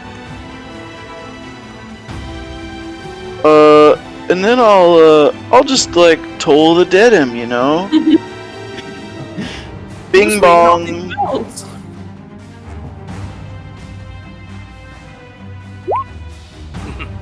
Yeah, that's a God. 9. That's a failure. Oh, like 19 necrotic then. Yeah. With another explosion of blood that's coming out of this thing's ears. He looks like he's barely holding on. It is like he's wavering, barely surviving. Fantine, what are you doing? The guy the whole time. I want to get a taste of the action, and then I cast Eldritch Blast. Might as well. Yeah, I'll Eldritch Blast. How's 3 force damage? 3 force damage with that 28. That's actually enough. He had 2. Alright, then I use my last 2 Eldritch Blasts yeah. to zap the objects in this room. Okay, what objects are you zapping? So these are torture tables, right? No, This those are one's like just a podium. Oh, that's no, like a bed. those are just 2 tables that have black cloth. written on. They're This is just a tables. desk. These are weapons racks, and that's a table with goblets and a pitcher Can I? of red liquid. I want to blast the red liquid. Damn right you do. Go ahead and roll your Eldritch Blast. This is a What you 13 didn't hit know is that goblet. it'll turn you into Yeah. a vampire when you get touched by it. Yeah, with a wanna 13, be it a vampire. explodes and showers everyone with that bright liquid that tastes to be wine. Oh, it's just wine. I thought it was blood. And then I still have one more, and I'm gonna save it. None. You just let it fizzle out. Yeah, I go, okay. And then I want to, I'm gonna go over to this iron door because I'm closer. Okay. Is that locked? Oh, it's definitely locked. Honestly, it looks like a gigantic vault door. You know, just a big iron thing. There is a one of those twisty padlock type things, and there's also so you have to know the code. a key lock underneath that. And in Oh. the center is a gigantic wheel that looks like you have to turn. Well, this looks complicated. There may be a key for it in the other room. Otherwise, somebody could try to pick it. What do you guys see over there? Yeah. What's everyone else? like, I don't know. What do I see in this room? This room looks like a hurdy room, and nothing's very clean. It's actually really gross in here. Yeah. It's exactly what it looks like. It's a torture room. There's a rack. There's a stone slab covered in blood. There's an odd-looking chair that has this weird iron contraption on the back that you all would remember as you were strapped into it. It would zap you, electrify you. Oh yeah, the good old days. Oh, I suppose you all did enjoy your time here. You enjoyed this. Doug. Some of it was just foreplay. I learned a lot. I'm You a come You know, over. some You people would both say did I iron was door. sentenced to this, but you know, it could just be like one of those informational workshops. I do not. Learn how to do your job better. I don't want to know what is going on in there. Throw the guard spear at the zappy chair. Okay, go ahead and make a ranged attack. Okay. Hang on, I gotta pull a spear out of the compendium. Anyway, So what are you wanting to do? this door is made of iron. Can I just click my javelin because it's the exact same Yeah, that's totally stats? fine. Okay, and we'll just say it's the spear. Okay. You're gonna hit. Would I It's a chair. know if acid would do anything to iron? I mean, very slowly it does. Okay. Well, we do I've got have- lockpicks. Yes, I think you should use those before we destroy the locking mechanism. Please, that would be preferable. All right, I take a step back and I allow Vaya to try to pick the lock. All right, Run it twice. 26. So with a 26, you lean in and start working the lock there, and very easily you hear that click. The first part of the locking mechanism is undone. Oh, so it's multi-part. First part. Yeah. So I would guess the other part is the combination. Does that sound right? There's a combination dial on it. All right, everybody, start investigating. There's always a combination written down on a piece of paper somewhere, because they're gonna forget it. So I'm gonna start lifting these guys by the ankles and shaking them.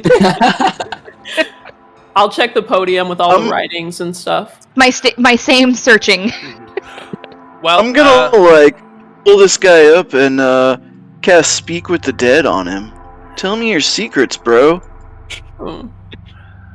Okay, go ahead and cast Speak with Dead.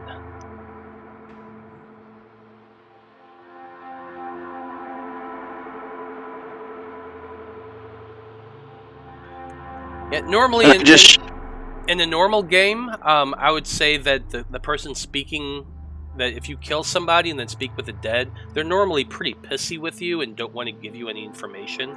But to save time, and since you don't want to use the knock scroll I gave you, I'm just going to say he tells you that... I was just going to try everything else and then use that as a last resort. Yeah, but I'm trying to speed it up. So so we're going to say, he tells you it's 26, 34, 29. I was just about to try that one. Is it trapped? Is it gonna blow up? Is it magic? Is that the combination find or out. someone's measurements? Just put it in the door. I'm working on it. I'm gonna go ahead and use my one of my magical awarenesses just to see if there's anything magical and that could hurt us. Hang on. Where's the thing I'm gonna put in chat? Ghost Elf 13 just jumped into chat. They're saying, just got off work. What'd I miss? A bit. They broke out of prison. They snuck into the guards' room, and they're trying very hard to open this this vault door. Which we're going up against a door. So shocker. I forgot the most important part. We're in hell. And you're in hell. After putting in the combination, the door does open. You hear it click, you turn the handle, and when you open the door, you do find 4 chests in a room that has all of your items. Yay. Including a handful of things that fit. Oh, yeah. You find, and you're like, ooh, these can help. Nice. What kind of thing? As you see Doug brandishing his very ornately carved quarterstaff with a skull head on the end, and he's raising it up, and it's kind of glowing with necromantic power.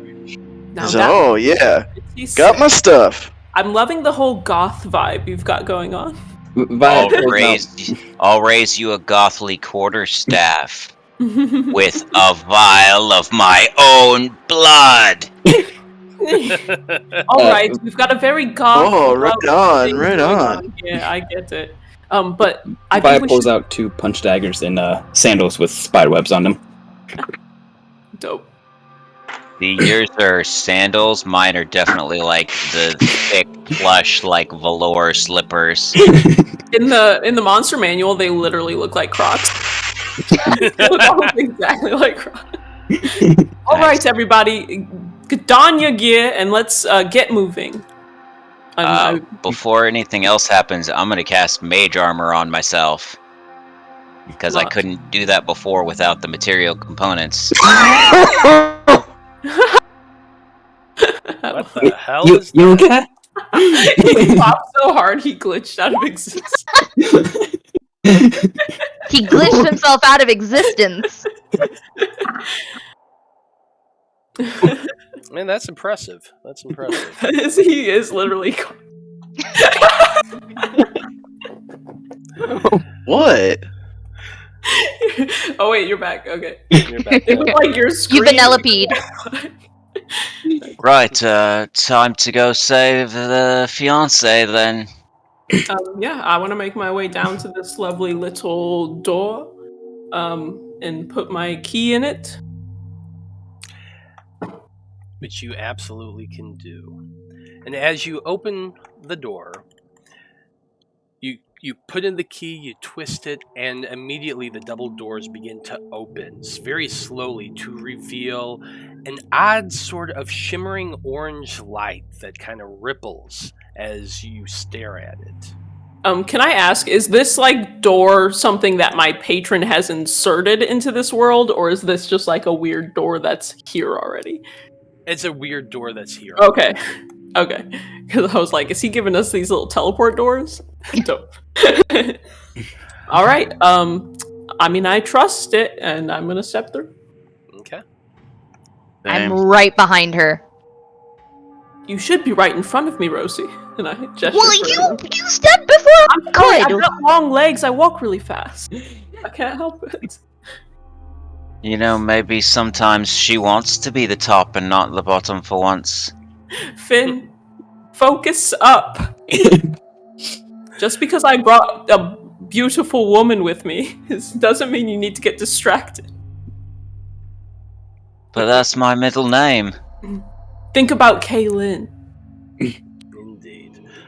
And as you think about Kaylin, each of you step through the portal into the blinding orange light. And we're going to go ahead and take a break. 'Cause we're about at the halfway point. So we'll find out what happens to this little group who is trekking through the abyss in about 10 minutes. So stay tuned, folks.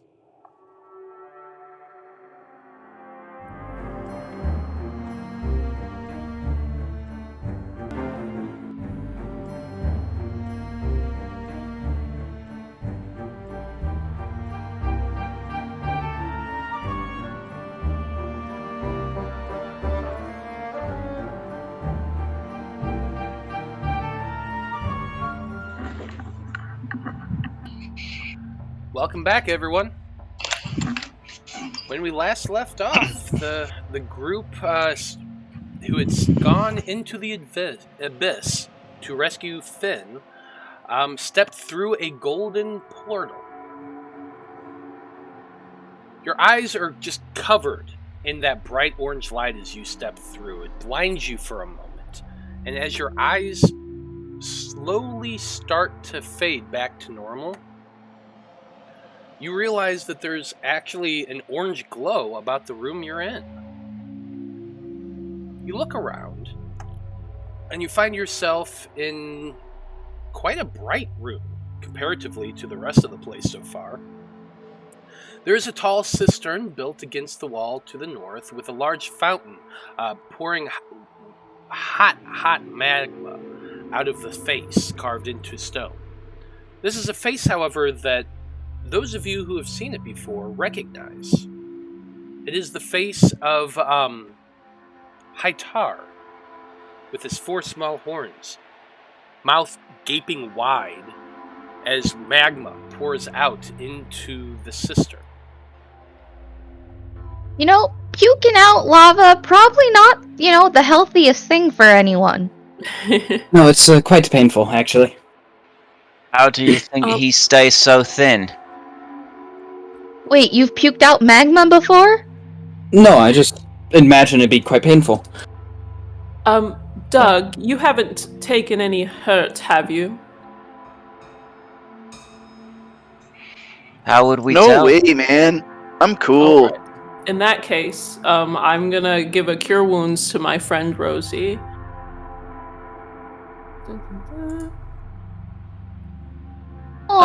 For thanks, 13, love. I'm sorry about hitting you earlier.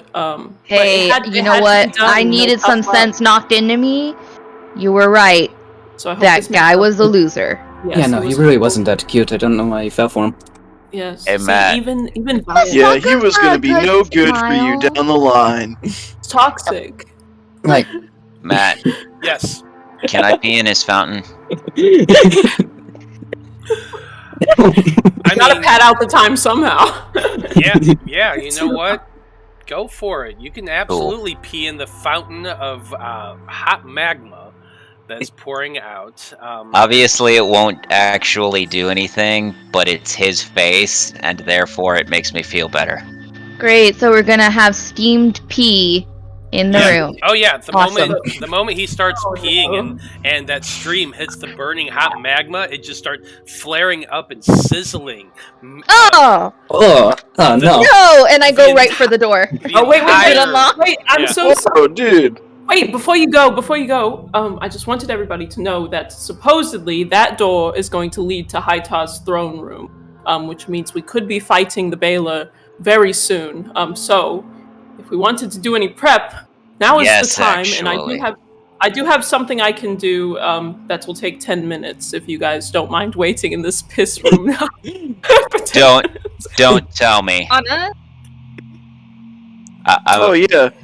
If anybody else needs some healing too, I got you. No, I think everybody's healed up. Yeah. So, tell me that you don't have the same thing that I have, Fantine. I'm not sure. I have a tarot card for the sun, which will give me and 6 friendly creatures temporary hit points. Because I have Inspiring Leader that gives temporary hit points. Temporary hit points don't stack. Yeah, they don't stack. So yeah, we both have a way to give temporary hit points. Yours is equal to your level plus your charisma. Mine's the same. Yeah. So, and my charisma is +5, which is probably also yours. Yes, it's the same. So it's 17. So yeah, it doesn't matter. So. I'll do this because then I can use one of my tarot cards, and then if we happen to have another 10-minute break, yeah, we can sure. do it again. Sure, that's fine. So, I'll yeah. let you do it. Okay. So everybody's gonna get 17 temporary hit points. I like it. Sweet. The door itself is a large stone door. Does not seem to have a handle or anything else. Try to push it, Rosie. I do have a spell scroll just in case. I'd like to also cast a spell, but I want to wait till... I want to hold my action till the door opens. Does that make sense? Sure, you're holding your action to cast a spell till the door opens. Rosie, you're trying to Yep. push on it.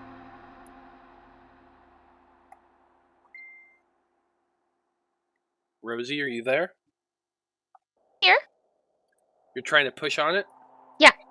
Okay, give me an athletics check, please. Okay. Nat 20. Damn.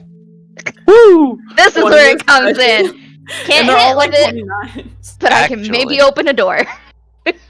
You push as hard as you can, straining your muscles, trying to push this doorway up, up, up. And amazingly, with your nat 20 for a 29, you're able to push it as hard as you can. You hear a groan and a creak, and then a snap. And suddenly you start lifting it up, up, up, pushing it higher and higher. And as you hold it open, you look past it. You see the strangest thing that's ever seen in your life. A sterile white room. The walls and This up. of the wall. What's that? I said, oh, we gotta mess this up. The walls, the floor, the ceiling are pure white marble, and it seems to gleam with a bluish light that hovers above your heads towards the ceiling, which is about 20 feet up high. It's just kind of like a little orb of glowing light in the center of this room that seems otherwise devoid of anything. Interesting. I don't Now, trust Fantine, you have seen things before, these back alley rooms, and the color of it does remind you of interdimensional side alleys, things like that. All right. And he had told me that this would lead to an interdimensional space, right? Mm-hmm. I think this is the room that we do need to enter, because it's not as though his throne room is through this door. We need to pass through the planes to get to some kind of, or something like that. Or is it that his throne room was an interdimensional space? No, he was giving you kind of a backdoor passage to get to an interdimensional space to get you there quicker. Well, since we may be in a fight, you said you wanted to see one of my new tricks. Sure. Right, so before we go through the door, I'm gonna cast Summon Construct. And let me see, I'm gonna cast that at... I guess 4th level is fine. But I am gonna spend a sorcery point and extend it so that it's 2 hours instead of 1. I like it. You should be able to pull that directly out. Yes. And so Finn will, wave his hands around and do his thing, and he pulls out a lockbox that looks very ornate, made of stone and metal. And then all of a sudden, this little Modron guy appears. So he's made out of metal? Because it says choose a material, clay, metal, or stone.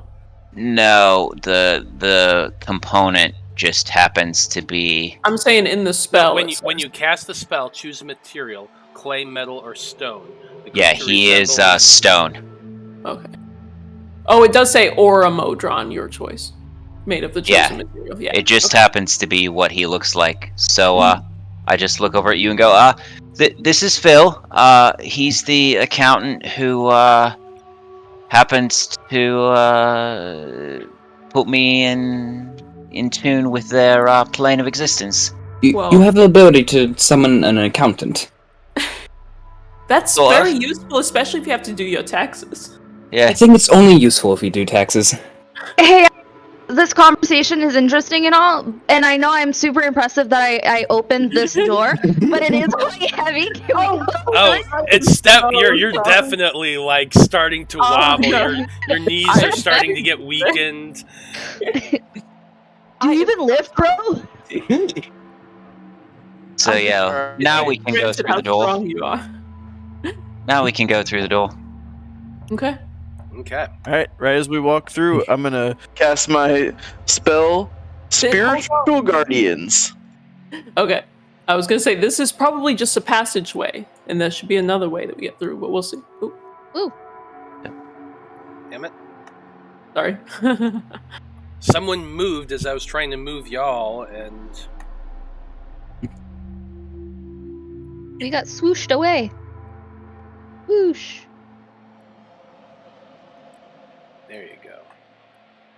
Sorry, we can't be swooshed away. Otherwise, we'd get hit with a lawsuit by Nike. All right. This is exactly. I just want you to know, Matt. This is exactly what I imagined when you said this. That there was a door room. I was like, oh, it's a room full of doors. We have to figure out which one it is. Well, that's the thing. As you all step through into the door, and Rosie drops the stone doorway down behind her, the light source that is glowing in the center of this room winks out immediately. You're all kind of standing there looking around, worried for a moment, like, what the fuck? And the light begins to glow once again. This time, however, as you're looking around the square chamber, there are 12 doors inset throughout the room. Each one is a double door, wooden in make, but narrow, only 5 feet wide. Each one is identical to the last. There doesn't seem to be any distinguishing features that mark out a difference between any of the doors.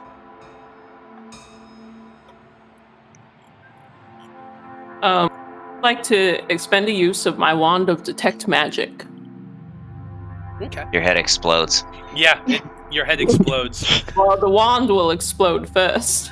Well, what happens is you actually get a really big headache the moment you cast the spell. The entire room lights up magical. Like, it's blinding. The blue light that was hovering there just intensifies by like tenfold for that moment that spell is active. So it's not going to tell me anything? It is not. Okay. All right. All of the doors are identical. Finn, can you sense your love? Find one of these doors. Let's give it the old college try. Well, Matt, by walking around in front of all of the doors, would my danger sense ping on any of them? Well, you're all walking around trying to figure this out, but no, there is no danger sense beyond anything of the doors. Okay. You honestly feel fairly serene in this space. So it's almost like they're not connected to anything until we open the damn door. I'm just gonna pull out my lute, start playing some music, and look at the doors, see if anything happens. Just playing a love song. Okay, go ahead and make a performance check. Sure. Da-na-na-na. Ouch. Ooh. Yeah, That's you're an starting 8. to strum your lute a little bit, and pink! It's in here. It's out of tune. It's so out of tune. It's painful. Yeah, my Doug voice. comes over and pats him on the shoulder, like, "Here, bro, let me help you out." And I cast guidance. My voice is probably also still pretty hoarse from all that torture. Well, now you've got a D4 with guidance. Yay. So I'm gonna mend my loot with mending. Try that again with a D4. Go for it.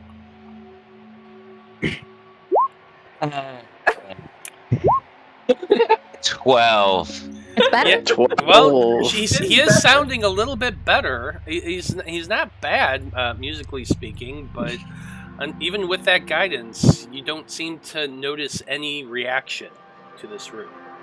Alright. You Fine. fix How your about loot, but it's still out of tune. How about an Arcana check? What are you trying to ascertain with an Arcana check? Anything about the magic of this room and how it might work. You can certainly try. Make an Arcana check. Sweet. 17. I'm just poking the doors. Yeah. The doors, as I said, are identical. And the weird glowing orb seems to be just there to make light. With the 17 Arcana check, what you can tell is that this is an interdimensional space. It is a path that leads to many different dimensions.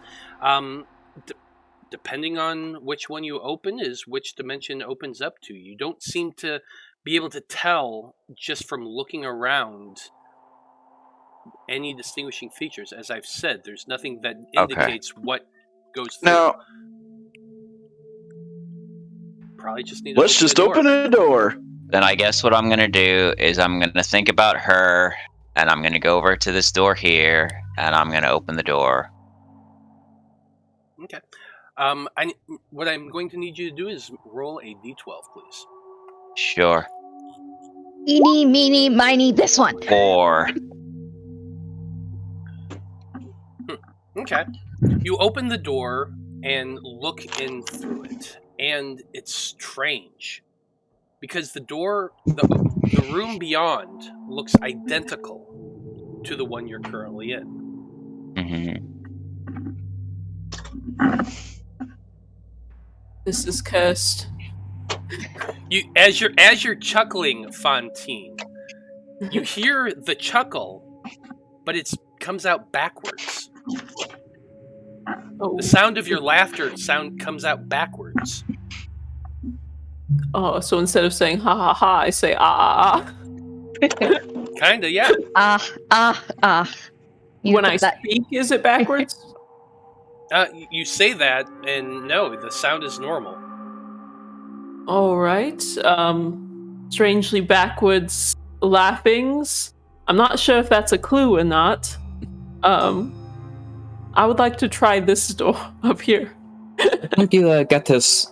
That's still blazing. I think you got this stuck in another prison. Perhaps. Go ahead and roll a d12. What about a critical 1? Okay. At the moment you open the door, your nose is assaulted by the oddest sort of smell you've ever smelled. It actually smells like black licorice. Ugh. Gross. Is it another room that looks like this one? It is a room that looks identical to the room you're currently in. I suppose open the door and try to find the one that smells like sulfur. Yeah, I'll open this one, I guess. Anissa's. Let's all just go around and open all the doors. I got a 3.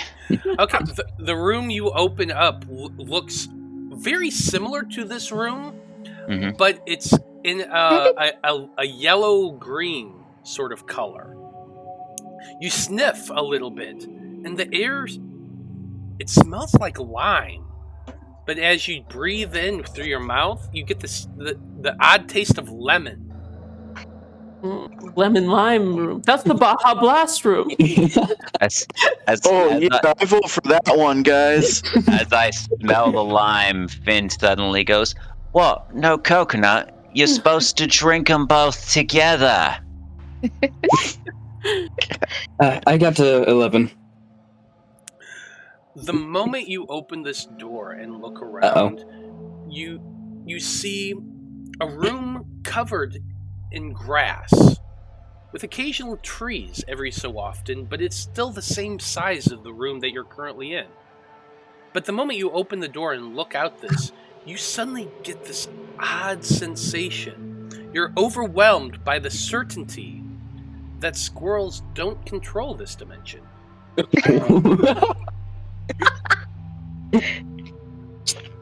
I don't know, bro. Oh, guys, I don't think squirrels control this dimension. What? I could have sworn they were overlords. No, it's, I was certain. you know, like, I thought, but they can't control this dimension. That's impossible. I mean, they are squirrels. This is going to take some I figuring can't out. believe we haven't any. We All haven't. I know is don't mess with squirrels, guys, okay? Don't mess with the squirrels. It's all bad. What about Rosie's door? She rolled an 8. Rosie, the moment you open that door, you get the overwhelming desire to kiss someone. Oh, I just go over to Teeny and lay one on her. The room beyond is bright pink, and as that glow starts to come in, every single one of you find an overwhelming desire to kiss somebody. oh no. Whoa. I feel like the unfettered power of love, guys. I feel think like we're going love- in the right direction. I feel like love can solve this puzzle. And we You can- say between Love. kisses. yeah. I Love think conquers love can all. solve this. Let's go in the pink room. Since I have no desire to make out with a skeleton, I guess I'm making out with a Modron.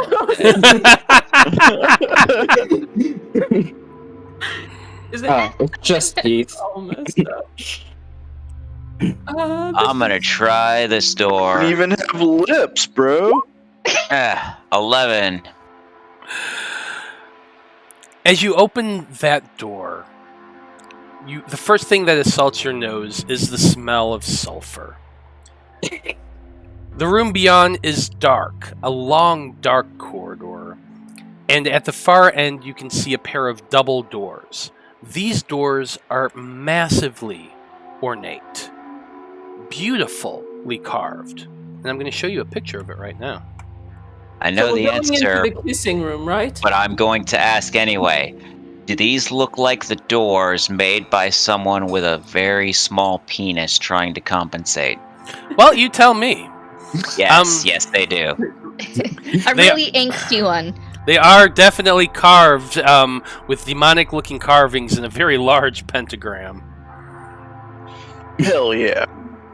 So the kissing room. Onwards. As fun as that would be, Do you want this probably one shot to not. go on for 12 hours? Finn, what have you found? It looks like the door of someone who's desperately compensating. That's got to And- be the one. It smells bad. I see. Well, Rosie, as nice as this is, I think it's time for us to stop, and we can continue later. But first, we need to save Kaylin. Yes, yes, fight for love. Yes. Mwah, mwah, mwah. Okay, we go. Yeah, let's do it. Oh my god, the ridiculousness. So who were the tiefling and skeleton making out with then? Each other. Each other. Maybe. Yeah, I mean, they Or everyone had themselves. to, everyone Even had having to. lips. it was not pleasant It was not pleasant. at all. Aw, Doug. I give him a pat on the shoulder. It was just teeth. You know, I just want you guys to enjoy these fine things in life. I don't need to. To make Vaya feel better, I'll kiss her, but I'm still overwhelmed by the sensation of the pink room. So Yeah, you're Yeah. definitely overwhelmed by that, and you just can't help it filling up with smooch. pink. It's filling up. We need to get out now, or we won't stop kissing each other. Yep. All right, we go. Yep. Okay. Finally, closing the pink room behind, behind you, you all step through the portal that Finn found. You had to roll the same number twice to find this door, but you really? finally did it.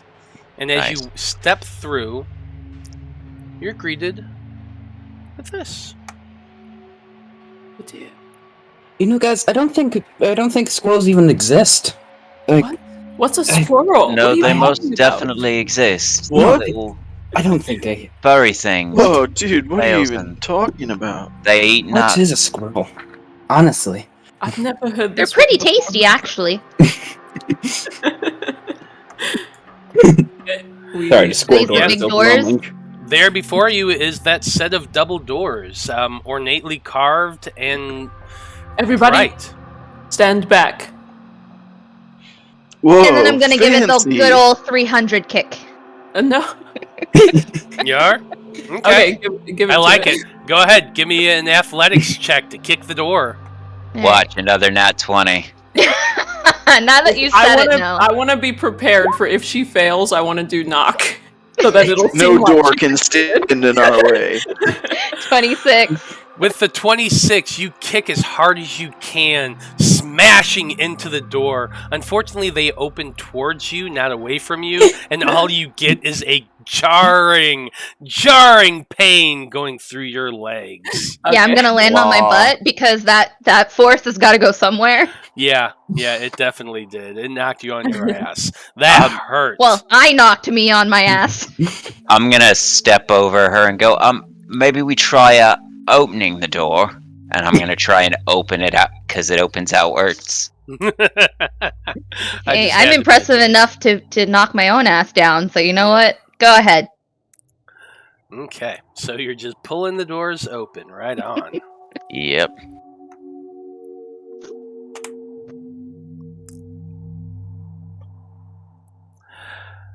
The doors open to reveal a large chamber, about 70 feet wide at its widest point and another 60 feet high. Large, glowing pools of liquid magma bubble along either side of this chamber, surrounded by large jutting stalactites that almost seem like rows of teeth coming out from the floor.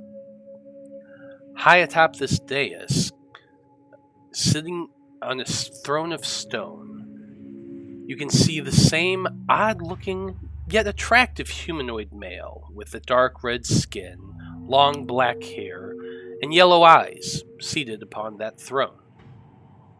He has the 4 short horns stuck on his head just past his hairline, and he's still wearing that same out-of-date black suit that you all saw him, those of you who had been brought to the Abyss. And he's kind of reclining on the throne with one leg over the armrest, and he appears to be holding court. There's about half a dozen other winged demonoids in the throne room, and as the door opens, the man at top, who you recognize as Hightar, stops talking, and every single demonoid in that room turns and looks towards the opening passageway. I say to him, honey, I'm home.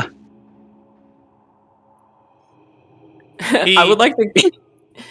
If there's a moment before we enter initiative, I would like to cast mirror image on myself. Can I do that? I'm standing back here like, seems like stuff's going on. I mean, Oh. you saw Finn say this, and so you can Yeah. easily just cast mirror image on yourself. Because Hightar seems more amused in this moment than anything else. How long I'm does gonna cast. your cat? I was just curious. How long does mirror image last? Well, it's 1 minute, so I figured we were gonna bust in there, and then you were gonna say roll initiative. So I just wanted to get it in. So can I save it for when it looks like things are about to break bad? I want to cast it and then enter initiative. Well, he was going to monologue for a little bit. He can monologue. So I'm just you're somebody so make you're- the move. Okay, so you're holding Yeah. these spells. getting Chill, ready bros. for- Let the demons monologue. Yep. So you're holding these spells, is what I'm getting. Yeah. Let's go. Let's go with that. If he's going to monologue for over an hour, then I hope he doesn't. But Yeah. Yes, I'm going to monologue for the last hour of our session. That's all I'm going to do. Tight. Whoa. Monologue, the end. All right, I'm ready to hear the monologue. I'm invisible. Continue. So, reacting to what you said, Finn, he seems to chuckle and say, "Oh, really? So you got out of your cell, did you?" I mean, I've done that a couple times already. This was just more because there were other people actually willing to break out with me. So, yeah. Mm-hmm. He just kind of smiles and chuckles a little bit, and he says, "Very well then. Let's see how this turns out." He looks at the rest of the demons in the room, and he says, "Deal with that." And he leans back on his throne.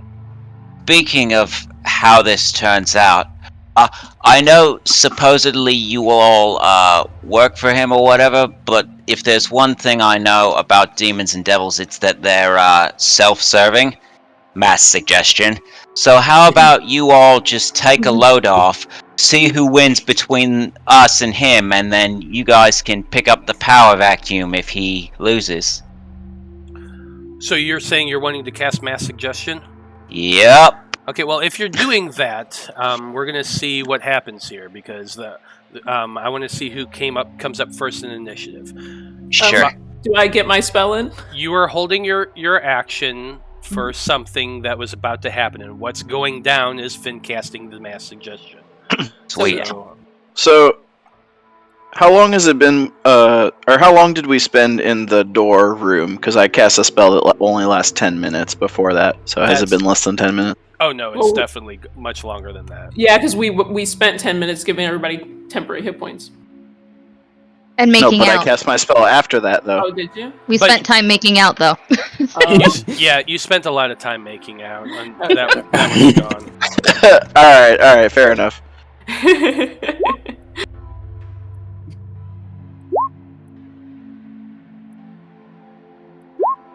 Ooh. Let's go. What? No, hang on. Why is it? It's showing that my 5. Oh. I've got terrible Try initiative. that. Well, it looks like Doug's loading his pipe again. Just sitting back there, leaning against the wall, toking it up. Be like, "Oh yeah, let me know when you guys need me or whatever." Doug, How does smoking work without, lungs or tissue to be able to absorb? You don't know. You try to ask him, and he just like blows a big puff of it into your face. It's like, oh yeah. This is just as strange as squirrels ruling this play. Or not ruling this play. No, the scrolls don't exist. If you get real close and try to look at him, you can gaze into his empty eye sockets, and you'll see little pinpricks of light that form the outline of a little pot leaf. Wow. I respect him. Stoner skeleton. But Doug seems like a chill guy. I'd hang out with him in real life. Yeah. So it may not matter if they're immune to charm, because if they're immune to charm, then they can't be affected by mass suggestion. Yeah. So you are first in initiative, actually. So you would be able to get this off first. Okay. Go ahead. So it's up to 12 creatures of my choice that I can see within range, that can hear and understand me, and in case it matters, I do in fact speak Abyssal. And basically, it's exactly like, what I said to all of his peons, that, the one thing I know is you guys are always vying for power, so maybe you let us fight with him, and then if he dies, you guys get to take up the power vacuum. And it is a wisdom saving throw. And if they fail, they pursue the course of action I described to the best of their ability, which can continue for the entire duration. 8 hours, right? Duration is 24 hours, actually. Whoa. But yeah, it's a wisdom saving throw, DC 20. Yeah, let's see here. Basically, just you could fight us, or you could just chill out and, maybe you become the head bosses when we take him out. Interesting. I like it. So, interesting thing about incubuses and succubuses. They're not immune to charm, oddly enough. They like Yes! it. They're into being charmed. Which is a damn good thing. Me personally, I was like, I wonder if they are. But no, they are not immune to charm. So, let's see. Which is a damn good thing, because that's my only 6th level spell slot. We should not be at... that bugs me.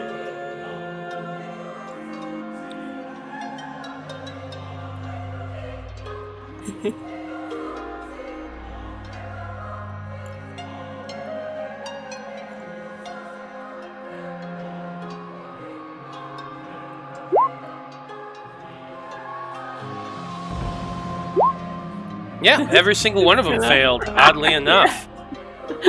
Awesome. That's surprising. You wanted to see my new power. There you go. So with a mass suggestion, Finn just calls out, why don't you all sit this one out? And there's an odd sort of gleam that goes over every single one of their faces. And they just kind of step back. And they're like, that actually sounds like a good idea. We'll see on their turn. And it is 2 of the incubus's turns right now. The first one is this one up here on the upper raised dais where all the skulls are. And it just, instead of moving forward as its master commands, it takes a step back, crosses its arms, and kind of glances back and forth between the demon and Finn. As long as we don't hit them, or damage them, rather. Or we just have an audience. Yeah. Is mass suggestion a concentration spell? No. No? Really? Yeah, it's pretty good. I mean, it is 6th level, but it's no concentration. It's anybody within 60 feet, which at the time got them all 24 hours. And then the only thing that breaks it is if me or any of my companions damage somebody affected by it, it ends for that creature. And it would end also if they finish whatever they are asked to do, but since I asked them to sit out the fight, it means it'll end if the fight's over. So. Alright. Time to fight this Bela. I didn't know if it would work, but I figured I'd throw it out there and I'm just Yeah, just making sure. Yeah, feel free. You can upcast it, but all that really does is increase the duration of how long it lasts. So, and I don't have any higher level spell slots than 6 anyways.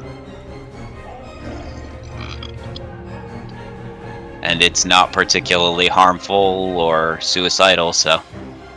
Yeah, that's stupidly powerful, because like he can't even attack one of them. So, okay, I like it. I mean, he could attack one of them, but it wouldn't end the spell. It would just hurt them. Okay. But yeah, once you get into higher levels of spell slots, it starts getting pretty powerful, because 6th level is pretty up there. Okay. Rosaria. You're next. Rosaria. Whatever. Rosie. Go. Rosie. Don't attack the little ones, just the big cunt up there.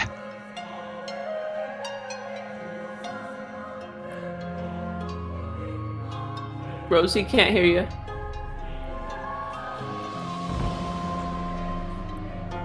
We can't hear you. I can't see any one that you mentioned that would look like genitalia, so I just see these 3 extremely good-looking people here. So Who I I'm just said gonna go ahead. Not to attack. No, I'm just gonna go ahead and go like, "Hi, I'm Rosie." And you are? Get in there, Rosie. Get in there. I'm in. Give her a thumbs up. Oh, hi.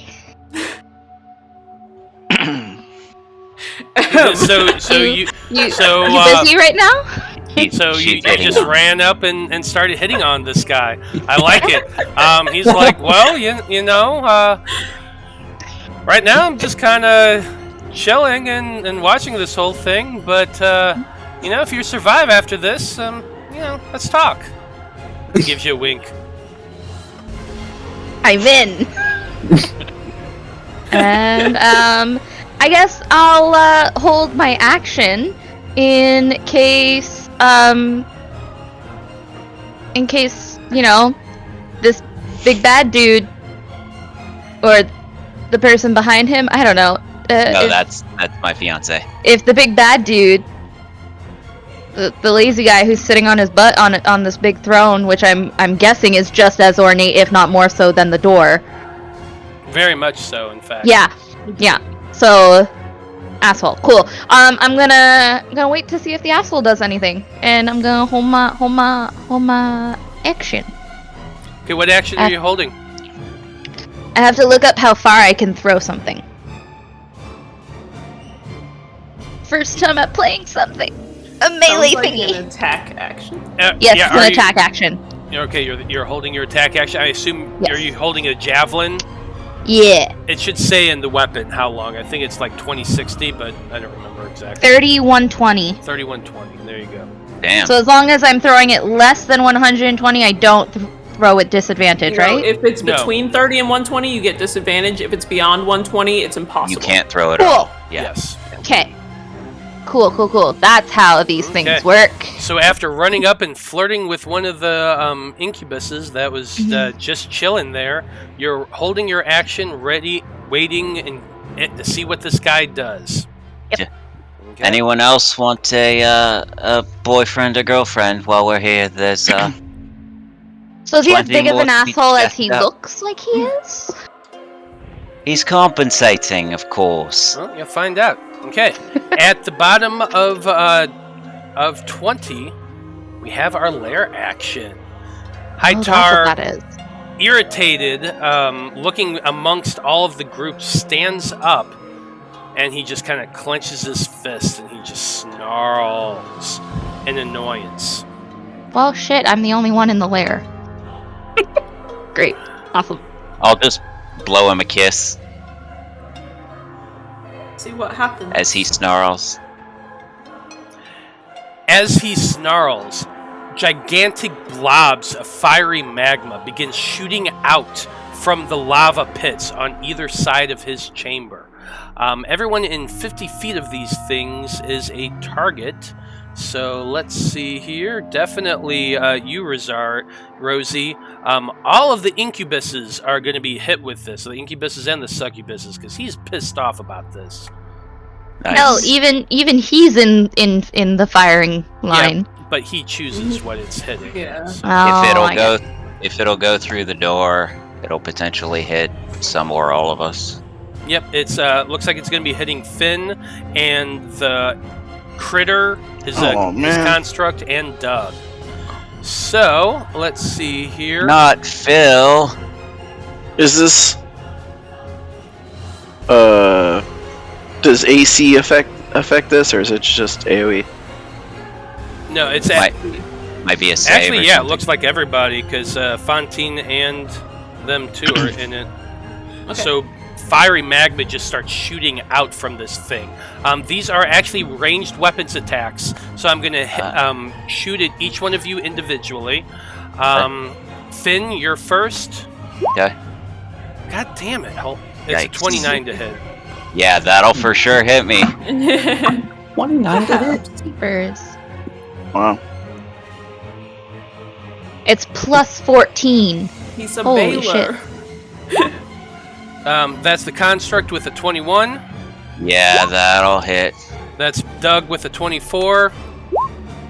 Whew, that's Valia with 30. That does not hit. Yeah. Wait, what? Fantine Yeah, no, with I have a 26. 31 AC. You know, monks. What can I say? I don't know, it just happened. Liar, So, liar, Finn- pants on fire. Finn 16 fire. It counts as fire and bludgeoning. So Okay, don't forget that you guys had that 17 temp HP. Yep, 17 for the construct. Okay. Oh, the 9 construct also got that temp HP. 9 to Doug. So that's 1, 2, 1 3, 4, temp 5. HP left for me. 15 to Valia. Did you say this was a ranged attack? Right. technically? Yes. Alright, I'm going to use my reaction to deflect missile. Oh god. Yep. No. You can. Yeah, I mean, technically you can. So that's Just whack 1d- the fire out of the air. So that's 1d10. Fantine, plus- you're 7. Nice. plus monk level plus dexterity. I believe. Yeah. Okay. Dexterity's 5. plus 7. Oh god, if you reduce it to 0, you can throw it back. I can.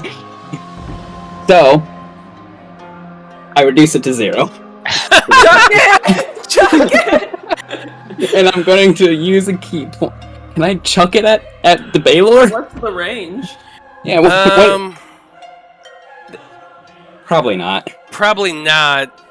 But it's Can I funny. do it? I don't know what the range would be technically. Can I do But it give at it- disadvantage? Yeah, let him try it. I'm gonna let you try it. You're gonna try it at disadvantage. Go ahead and throw Alright. it. Make a ranged attack with it. Do I have Yeah. proficiency with this?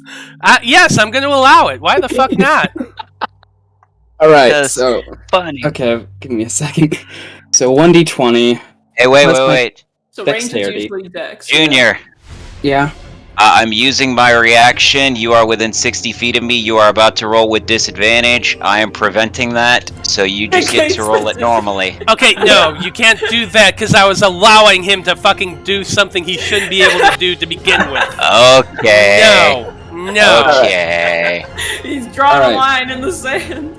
So you said I do technically have proficiency, right? I'm allowing proficiency because I'm really fucking nice, but you have to roll it with disadvantage because fuck you, Finn.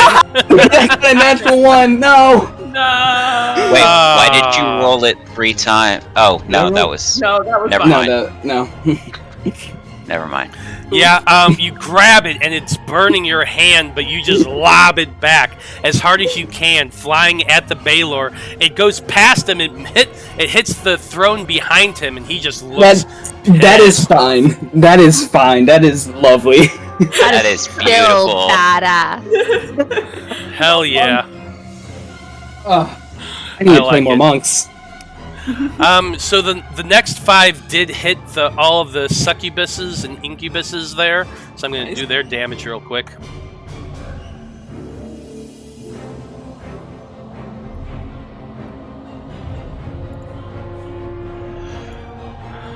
Man, I Kinda low love this rolls. game.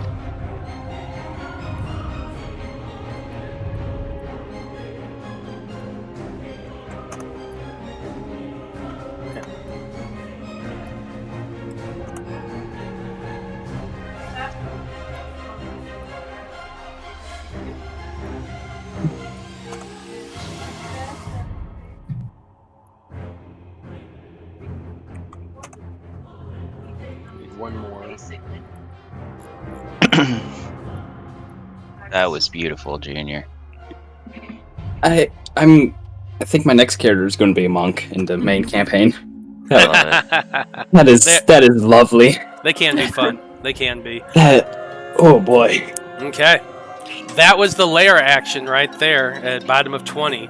Next off, we have the Baylor himself, who's Matt, looking. how Yes, many ma'am. how many fireballs can you do, or balls of magma can you do He was with the hitting lyre action? He was hitting the other succubus and Yeah, incubus basically people. one goes out and hits every person within 50 feet. Okay, you haven't hit me. Oh, I didn't You hit didn't you? roll for me. Yeah, no. Oh, my bad. I just want to make sure. Sorry, I thought I included you. Yours 22. No. 22 is my AC. Wow. So 11 Hold on, points hold on. of fire and I'm blood. gonna use my reaction. I'm gonna use my reaction to cast Shield of Thank you Faith very much. on Rosie. Oh, that's bone shot. Sorry, that's the wrong spell. She's probably. Oh, damn. Yeah, I think okay. you get a Never mind, sorry. Reaction shield Oh, good. spell, which would have been. Yeah, I was. But I was. Never All mind. good. Rosie should still have temp HP anyway, so. Yes, Yeah. I do still have 10 temp HP. So does that So- not hit you? No, 22 is my AC. Okay. I can't cast this spell. It's a bonus Oh. action, not a reaction. Yeah, okay, never mind. That was my bad. Okay, no worries. So yeah, 11 fire bludgeoning damage. It's just 11 total, it's not 11 each. Yeah. They just count as both. Okay. Finally, it's the Baylor's turn, who ain't looking happy right now as he sees this group. Let's see.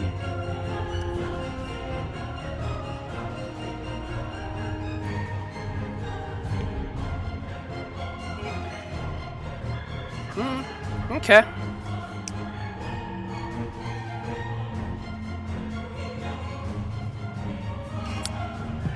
You watch as he begins to grow. His body begins to widen as he gets taller and taller. The humanoid-looking creature that stood before you is beginning to extend and grow bigger and bigger. Large leathery wings pushes out from his back as his horns grow longer and his fists grow wider.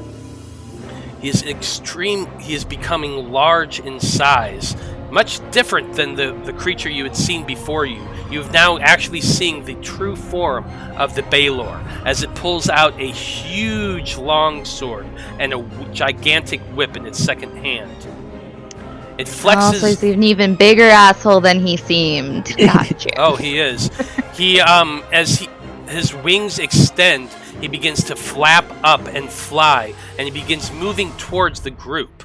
Now, as he's doing this, you were holding your action, Rosie, for him to do something, and it has gotten bigger, and he is flying now down towards the door. So, if you want to use your reaction, or you can use your action. Held action, yes. Can I get some clarification? On what?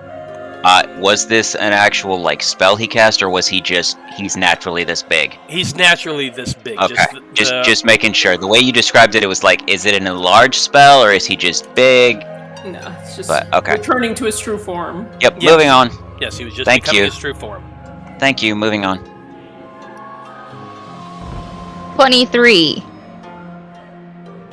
23 does hit. Woo! 6 points of piercing damage. Those are just regular javelins, correct? Yes. Okay. Your aim is true. You throw this javelin as hard as you can, and it flies up and does seem to pierce into his flesh. However, as he's moving, it just kind of wiggles and drops out, falling to the floor as he's falling. It's almost as though he didn't even notice the hit. Yep. And I lean over to the incubus and I'm gonna say, immune to non-magical attacks. And he's just like, yeah. Yeah. Okay. Cool. The Baylor flies up over your head completely, Rosie. Let's see. Total, he has 80 feet. My fists are magical. I forgot about that. Your fists are magical. You are a monk. Yes, they are. I mean, why Lovely. wouldn't That's they be lovely. magical? Monks are master at fisting. Plenty of room to fly over Rosie's head and land down on the ground right in front of you, Finn.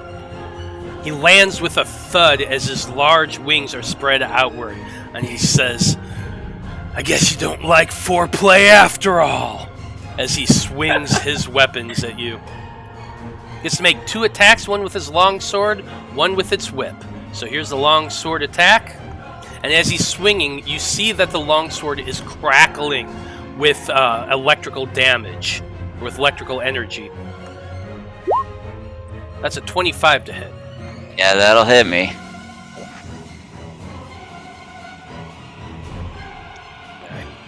I hate that I have to take off advantage every single frig. I set the damn thing when I created it to not be, and it still is. Roll 20, man. Roll 20. So that's 25 points of slashing damage and 15 points of lightning damage as this creature slashes into you. The second attack is with its whip.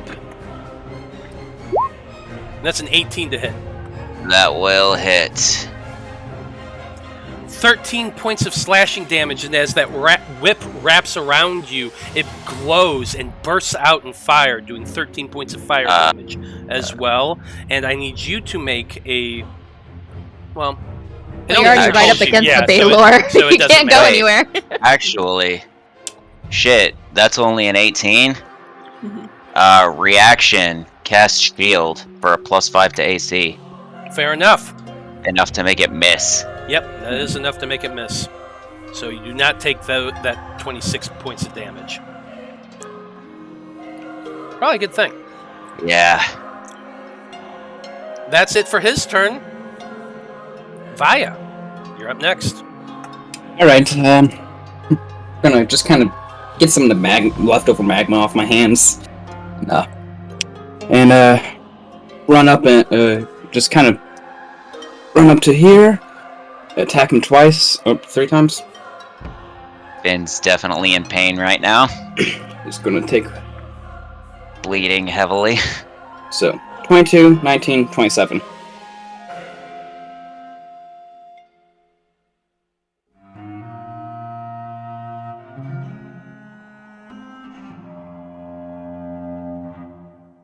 Mr. DM?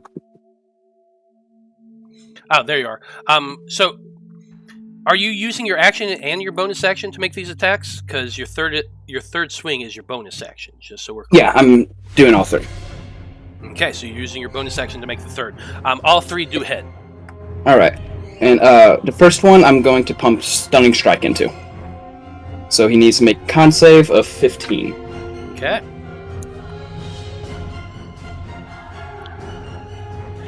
Said con? Yeah. Ooh, that's an 8. So yes. He is stunned. And those second 2 are technically at advantage, so I'm just going to make sure I don't have a... I've been using my non-magical. Yeah. Those were my non-magical hits. Yeah, so, add 2 to the piercing, because... Oh, you forgot to use your magic weapon? Yeah. So, the first one did technically 2 more damage, because that's my +2. So 20 total, got it. Yeah. And then the second 2 are at advantage, so I'm just going to make sure I don't get any crits. Alright, no crits. And 12 more damage, and 10 more damage. Got it. Oh, so the 19 did hit? Yeah, a 19 does hit. Yep. And since I made an attack on him, and he's stunned, he can't take reaction, so I'm gonna... where was I? 5, 10, 15, 20, 25, 30, 35, 40, 45. And that's everything. Okay, that's it for your turn, and he is now stunned after rolling a fucking 2. That was disappointing. That's until the end. That's until the end of my next turn. I love when he's stunned. Yeah. Monks are great. Yeah, they really are. Hey. Anyway, it's Fantine's turn. What are you doing? I'm going to, I can only I'll run up here since I've got a glaive. I was going to do something else, but since he's stunned, I will run up with my glaive and hit him twice. Oh, with advantage. Let me roll that one more time. There's a 19, and then the second one, 24. Both hit. It's 11 on the first one, and 14 on the next one. And then I'm going to move back another 15 feet and use my bonus action to give a Bardic Inspiration die to my friend Doug. And Doug, you can... Oh, wow. You can also use that to add damage to a spell or add extra healing to a spell if you wanted to. So, wow, thanks. You're welcome. What die is that? A D6? It's a D8. Our friend D8, Finn okay. is looking quite hurt. If you could do anything for him, but it's up to you. You know. Yeah, lots of blood. Lots and lots of blood is pouring out of him. So.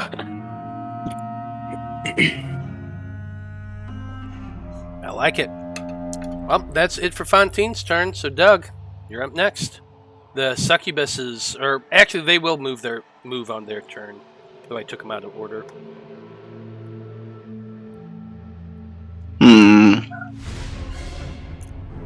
Yeah. Anyway. Sorry, I have a lot of options here.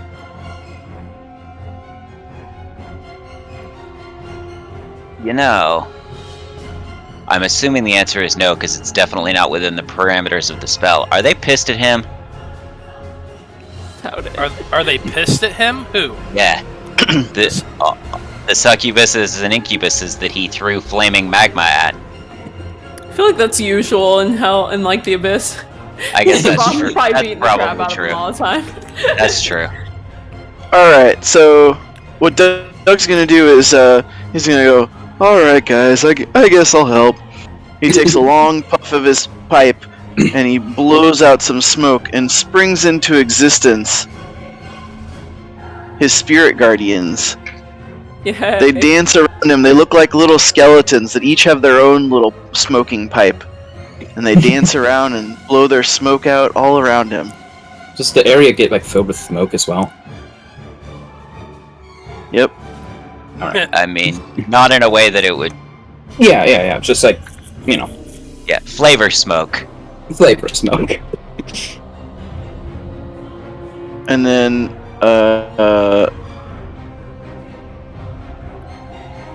that was my action? Or is that a bonus action? That's a action. That's an action, okay. Bonus action.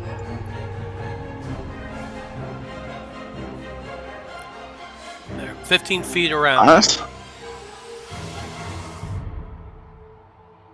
I don't see it. Actually, I'll just move up.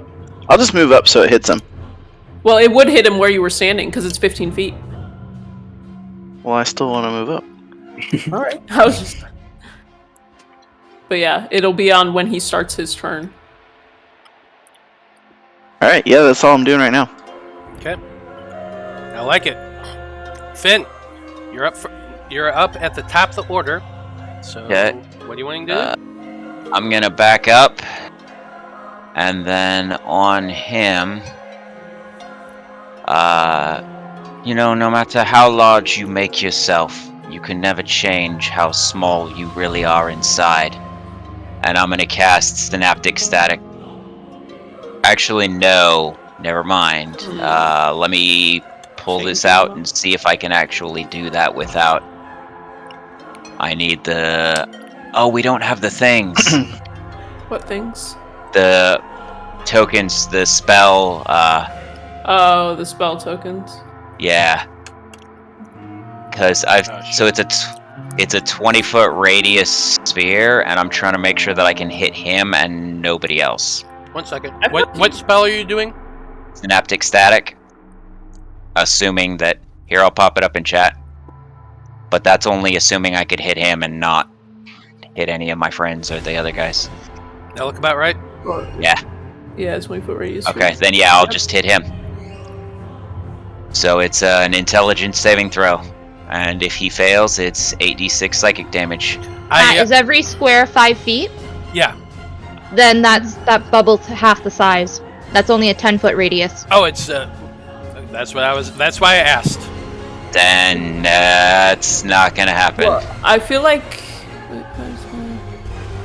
Yeah, you would probably have to hit somebody. Yeah, You might be able to put it into the wall. But I don't know how, if that works. That's Oh, no, that's 10, 15. So say even if I put it over into the wall, like He's either hitting a succubus, an incubus, unless or I can do it like like if I did that, I would hit Doug. If I did that, I wouldn't hit him. So No, I don't think I can do it. I mean, I think Doug's pretty smart. He can probably take it. You got this, Doug? Whoa, bro. You really You think I'm smart? So, Smarter than I am. no, I'll just try and mind whip him. So it's a DC 20 intelligence save. And pop that into chat for the viewers. Oh yeah, he succeeds. But he takes... So he takes... Half damage. Yep, half damage. So 6 points of psychic damage. And then my construct buddy, I'm gonna say, hey, smack him, will you? And gonna move up. And he's within 10 feet, so he's got to make a wisdom saving throw from stone lethargy. And if he fails, he won't be able to use reactions, and it'll have his speed. Well, he's already stunned, so he doesn't have reactions Oh, that's true, but or speed. it would just increase the amount. Prolong that he the length of it. can't use Yeah. it. Yeah. Okay. Because it says to the start of his next turn. Yeah. And Oh. So well, it would prolong it to the start of the construct's turn of. Wisdom saving the throw. constructs? Or Speed is half until the start of its next turn. And then- the creature's next turn. yeah, no, So yeah, I guess I wouldn't. Okay, my bad. He gets to make 2 attacks because it's attacks equal to half the spell's level, and I cast at level 4. So, and that shouldn't be an advantage. Yeah, But the seven's not gonna hit. first one misses, and then second one also misses. Okay. it is actually with advantage because he's stunned. Oh. Okay. Well then, Just let me roll roll one more. 17? So 17. Still not enough to hit him, unfortunately. Okay. Oh well. I tried. That's my turn. Okay. That's it for Finn. Rosie, you're up next. You see that that Baylor is hulking down over on a couple of your friends, but he Yeah. seems pretty fucked up, or at least stunned somehow. So what are you doing? Yeah. I'm gonna rage. And I'm gonna go ahead and run to him and start swinging with my blade. Swing away. Yeah, and you know what? I'm gonna go ahead and attack recklessly. You already have advantage because he's stunned. Oh, right. Okay, never mind. Yeah. So then, boop, and click that. Ooh, Oh my not God. ones. Wow. Got them out of the way. On one roll, I got them out of the way. Yeah. 26. Yeah, that hits. Awesome. Okay, so I'm gonna click that, and then click that. Cool. 14 points of magical damage.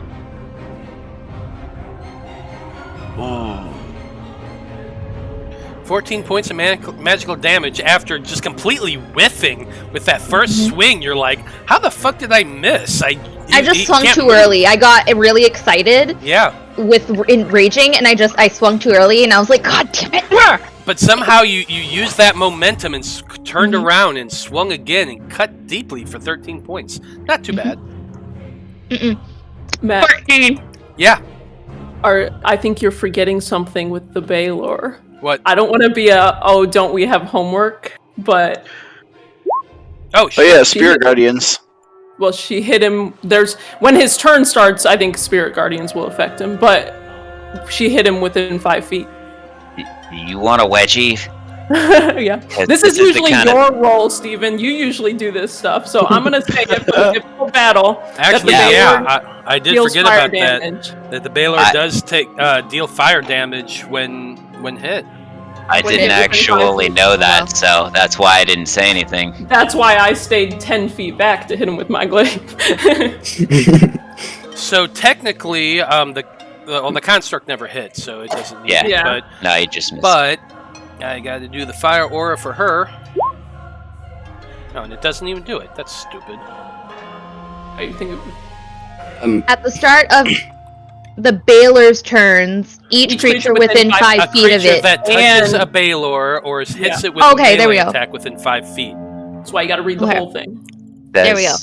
Takes 10 damage. So. Well, 3d6. 3d6. Oh, okay. I take 3 instances of that just so I can be honest, because Yeah. maybe it'll help me later on. You know. So that's 9 points of damage, of fire damage. And then how much for Junior? For Junior, And all of this is halved because I'm a tiefling. 16 points of fire damage. So 8. Yes. And actually, how many times did you hit him? 3 times. So, 8, 6 and 3, 14. and 7. yep, 8, 3, and 7. Oh, 18. All right. Sorry, class. Yep. Not looking too bad. Oh, wait. Everyone helped. Bree, you brought this on yourself. Mm-hmm. Nerd! Well, in all fairness, I would have noticed it at the start of his turn because it happens anyway. Yeah. And Yeah, then and you I would would- have been like, fuck. And then it would be like, oh, well, you guys gotta do this. Anyway, right, Rosario. When I get hit with that fire aura, I'm gonna go ahead and step back because ow. Yeah. Fair enough. Fair enough. Big- Did he take the damage or saving throw for the Spirit Guardians? I think It's not on his turn yet. right? It's not his turn. Oh, okay. It's not his turn yet. It is at the bottom of 20, which is the lair action. He had started it going at the end of his last turn. It is still up. And so, let's see here.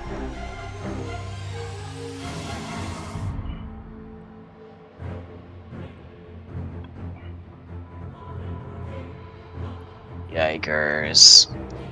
Everyone, including the incubus and the succubuses. Even Finn's Yeah, they're all gonna get girlfriend. killed. Yeah, as you're all hiding out in this hallway, you'd think hiding in the hallway would help, but nope, not even a little bit.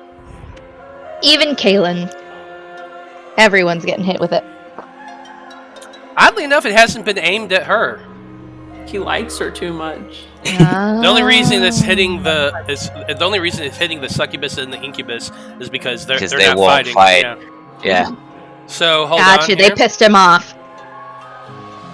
First off, Rosie.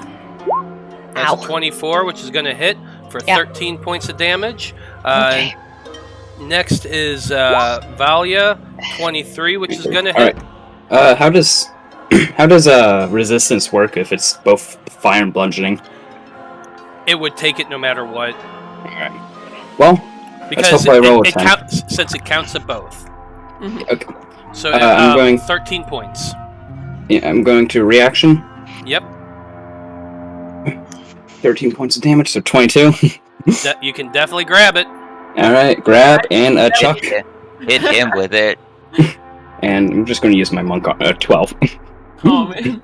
Yeah, 12's not gonna hit. You grab it and you throw it as hard as you can Yeah. before it can burn you, but not gonna happen. Next one Lovely. is for Doug. That's a 33. 11 points of damage to you, Doug. Next is the Construct. Yep. That's a 32. Yeah, that'll So- hit him. So 9 points of fire damage. Fire and bludgeoning. Fantine. That's a 26. Thank you. 10 points of bludgeoning and fire damage. Oh no, my temp HP. There it goes. This last one is Finn. That's a 28. So 13 points of fire and bludgeoning damage. Finn, you don't look so hot. But Oh my God, he killed somebody with a 34.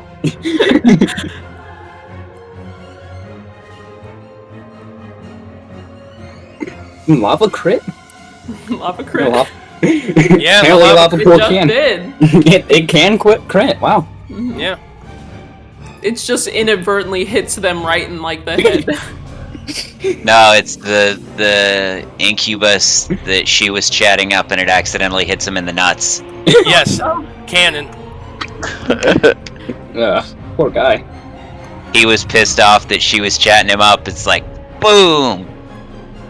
Oh.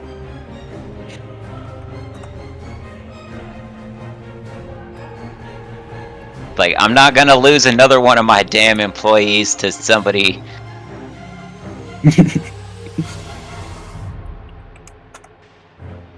Yeah, they're hurting, and you can hear them kind of like wincing from the pain and irritation coming from all of them. They're kind of looking around and wanting to not deal with this. Next up is the Baylor's turn. So, on his turn... He's gonna make that save.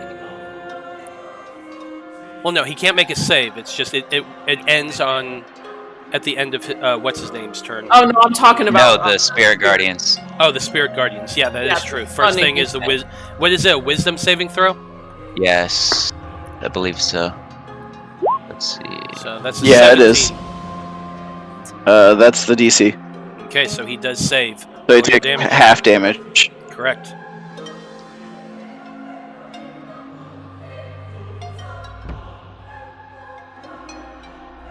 I believe it's 3d8. Yep. Mm-hmm. 21, so 10. So 10 points of damage. Still not bad. And this is necrotic damage, and if they have resistance to necrotic damage, it still deals full damage. Yeah, which nice. He does not. Okay, that's at the beginning of his turn. Then also on the beginning of his turn, everything within 5 feet of him is going to take fire damage. So that is Doug and the Construct, it looks like. Phil. No. 10 points to Doug, and 15 to the Construct. Ouch. Oof. Poor Phil.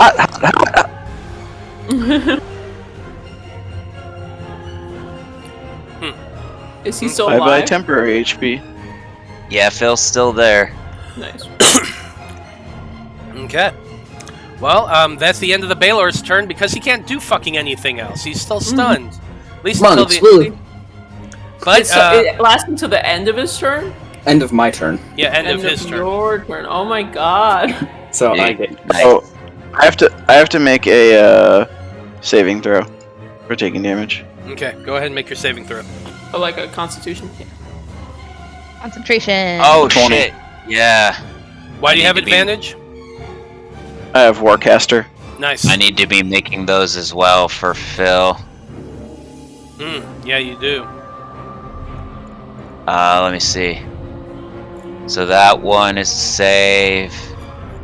And let me do, because I forgot advantage. That one fails. So the second time that I got hit, Phil would have blipped out. Fair Bye, enough. Phil.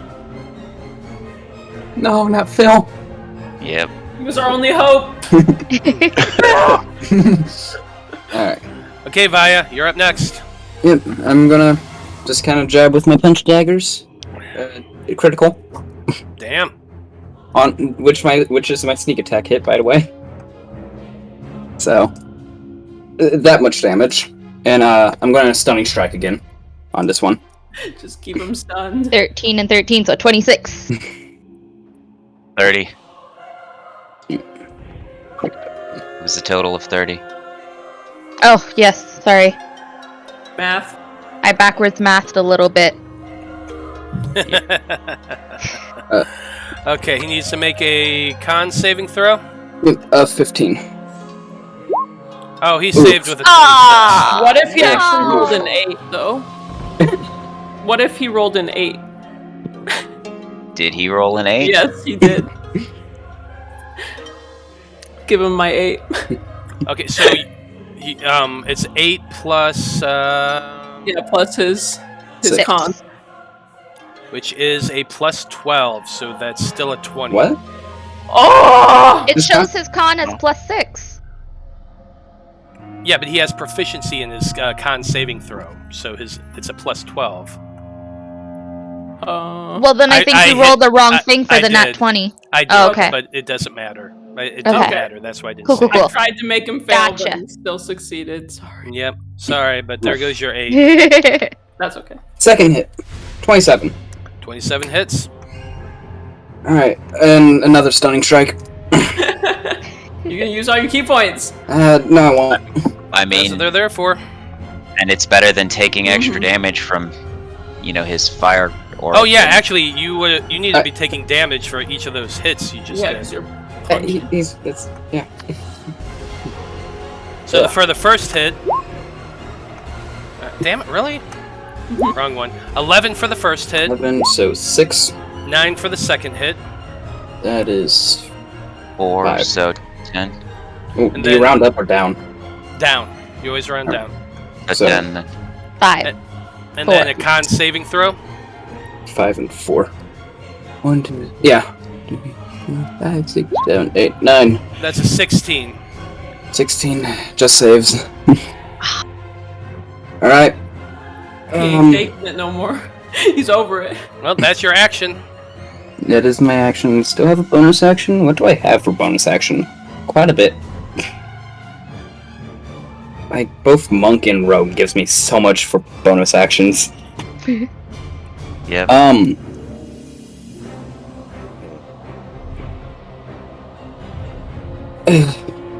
Good. I'm gonna hit him again.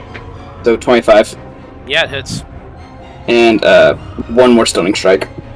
One Just- more stunning strike. How many key points you got left? Eventually. Just out of After curiosity. this one. That was your last one?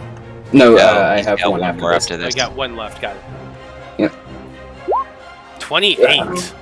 Ouch. Yes. No. Valiant effort, but unfortunately, you are unable to hit that nerve, and he is not stunned. Alright. And how much fire damage do I take? For the last one, you took 7 points of 7. fire damage, so 3. 7, 3. Alright. Not too bad, not too bad. And, 5, 10, 15, 5, 10, 15, 20, 25. Oh, Doug, does the Okay. your spiritual guardians does that affect anything that comes into its range? I think it said he could designate. Yeah, let me read it real quick. But yeah, I'm pretty sure I can designate people to not hit. Okay, fair Yeah, enough. designate any number of creatures you can see to be unaffected by it. Okay, perfect. Did you designate me as a creature to be affected? No. So cool. Okay, make your saving throw. Fantine, you're up next. Me? Alright. Mhm. I'm going to, as my action, I'm going to target Finn with my spirit tail, which I had rolled an 8 earlier. So it's this one. Tail of the Phantom. The target becomes invisible until the end of its next turn or until it hits a creature with an attack. If it hits a creature with an attack during this invisibility, the creature it hits takes necrotic damage equal to my bardic inspiration die, and then it will be frightened of you until your next turn. So hopefully he won't hurt you anymore for a couple of rounds. Because I'm not ready to Alright. give you a heal Finn's yet. turn comes up before the Baylor's Hightars does. So is that Oh, is that well. a good thing? Well, No. No. It means at the end of my turn, I become Yeah. visible again, and then he could potentially hit me, but Yeah. that's okay. Until it hits a creature with an attack. If it hits a creature with an attack during this invisibility, the creature hits. No, Oh, I see she's- what you mean. She's I just see what you saying that it won't have me invisible during his turn, so. mean. But then I guess the rest of it wouldn't function either. Yeah. That kind of It- sucks. I mean, Can I- you could- Yeah, it would if I hit him, but I'm not gonna. well, Oh, yeah. if you hit him, you would. if you hit him, would he'll take be the frightened of necrotic. you. And he yeah, would he'll take take the and he necrotic. would be frightened of you, so he wouldn't hit you because, or he'd have disadvantage to hit you. Actually, it says a frightened creature has disadvantage. The creature can't willingly move closer to its. Yeah. Yeah. So yeah, he'd have disadvantage to hit you at least. Okay, so it still has an effect. I'm fine with that. Yeah. And then I'm gonna bonus action put a hex on him. Fair enough. And I get to choose an ability that he gets disadvantage on. I'm gonna say Go wisdom. because it's not a saving throw is the problem. Oh. So is he going to be making wisdom checks? I don't know. I'm going to say strength in case anybody wants to try to grapple him or push him in the lava. So he gets disadvantage on strength checks. Is that a hint? If you want to. But I'm mostly doing it for the extra hex damage. But oops, I didn't mean to do that. I just meant to quote it. There's hex. Okay. That it for your turn? And then I think I'll take a couple of steps back. Just a little bit, so I don't get hit by that fireball. Right here. There we go. A great balls of fire? Fireballs are fine. I haven't Well, taken they're not any real fireballs, damage they're balls yet, of so- fire. See, there's a difference. And I end my turn. Okay, you end your turn. Doug, your last, or actually, no, well, except for the incubus and succubus, but yeah, go ahead. Yeah, I'm just chilling. But I'm gonna go ahead and use that bonus action to summon my spiritual weapon, and I'm gonna upcast. Now, here's my question. Is the spiritual guardians you're holding concentration? Spiritual weapon is not concentration. Spiritual weapon is not Spiritual concentration. weapon is not concentration. Nice. That's So why I'll it's make that OP. spectral scythe appear I like right it. next to the Baylor and slash at him for I don't think I should actually have advantage, so a 17. Let me see here, one sec. You do still have Bardic Inspo, don't forget. I'll also use my Bardic Inspiration on this attack if roll. it misses, if it hits, you could use it on the damage, I guess. Oh, you can use it on damage? That's awesome. Yeah, because of my subclass, so you can add it to spell damage. Yeah, Hell it doesn't always do that right out the gate. But Yeah, I a cooked 20 this one is up gonna hit. special. But should I have had advantage there? No. Oh, you Probably didn't have not. it? Then no. But So a 17 does not hit, is that what you're saying? Yeah, 17 does not hit. Sorry. So spend your inspo. Alright, I'll use the Bardic Inspiration die.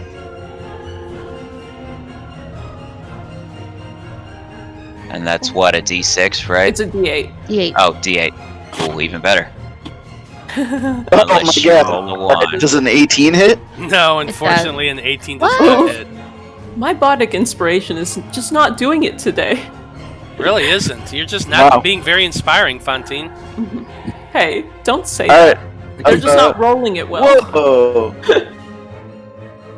Whoa, spiritual weapon just missed him. Crazy. That is wild. How about the... Oh, wait. Hold on, I take back everything. Is he still stunned? No. No. No. No, he's not stunned. Okay. But what if you had Alright, so... guidance? Alright. No, but I'm gonna step forward and attack him with my staff. Fair enough.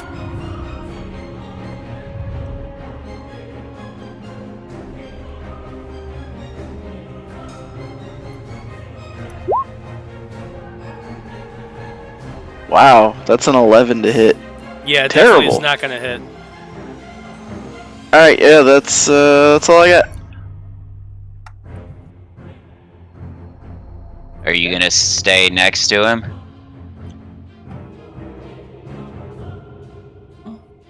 Or take an opportunity attack? Well, I mean, it's either take an opportunity attack or take all the attacks when he gets his turn. Assuming. Okay, moving on. I'm gonna stay there. You're Okay. staying there. Okay. So, moving on to the succubus and incubus's turn. I left them there just so I could remember. They're kind of moving back as far as they can, flying up to the throne and sitting down at the top to watch. Actually, no, they're gonna get the fuck out of there. Yeah, I was gonna say, he keeps hitting them. They might not want to be there anymore. Yeah, thinking about it, they're probably going to get to right about here.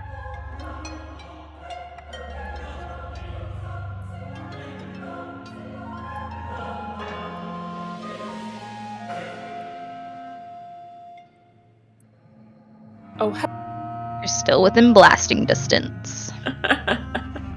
get blasted. Yeah, they're trying, but they're not going to make it all the way out. They're all pretty damn far, but they do go flying over the Baylor's head, and as one of them does, he does swing out. Or actually, no, he's not even going to bother. He's not going to bother you wasting his It's like, reaction on that. run. Yeah. Oh, waste a reaction, please. No, he's just going to say, I'll deal with you later. Should I hit him or free her? As long as he doesn't hit me. You can't even see Finn, you. it is your turn, so what are you doing? You're invisible right now, apparently. Yeah. Well, I can't do that. I'm gonna try and cast Hold Monster on him.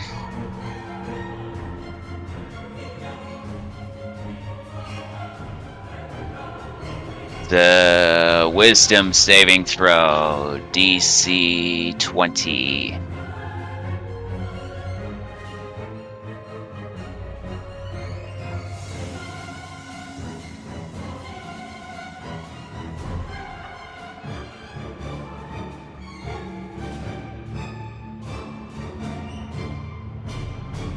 Well, you tried to do that, and you cast the spell, and it does not seem to be able to hold on to it. This thing is immune to paralysis.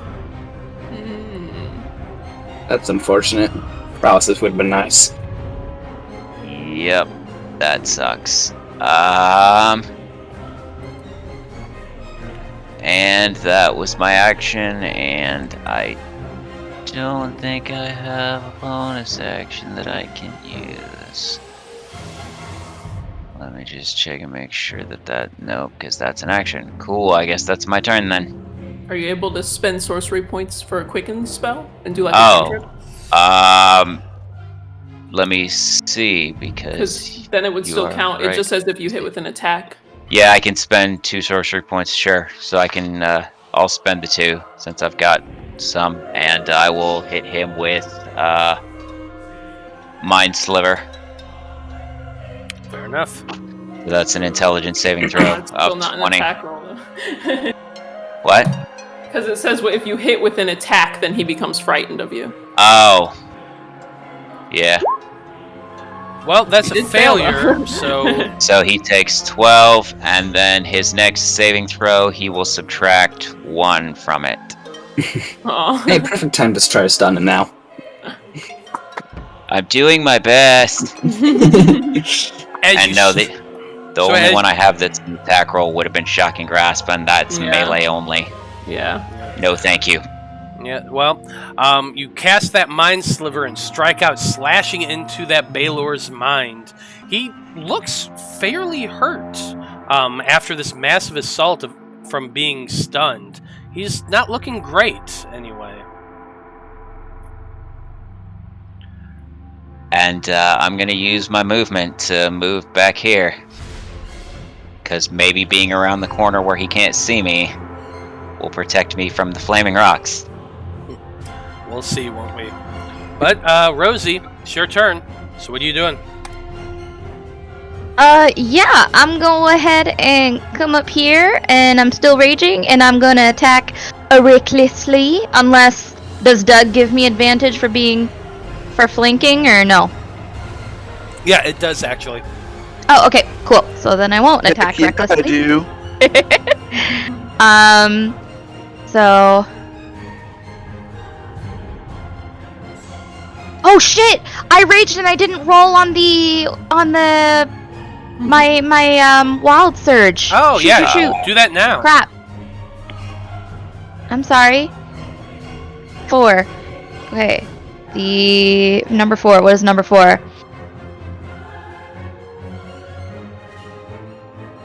the light and thrown properties. A normal range of 20 feet and a long range of 60 feet. The weapon leaves your hand, the weapon reappears in your hand at the end of the current turn. Oh, that's nice. At least your damage changes to force, I guess. It was already magical anyway, so it doesn't really matter. Either way, I'm still gonna get up right in melee range with him, and I'm gonna take swings at him with my sword. Do it. Boop and boop. 22 and 23. Both of them hit. Awesome. Boop and boop. So that would be 11 and 12.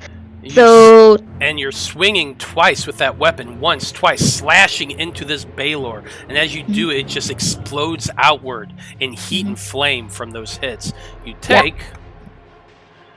24 total points of fire damage.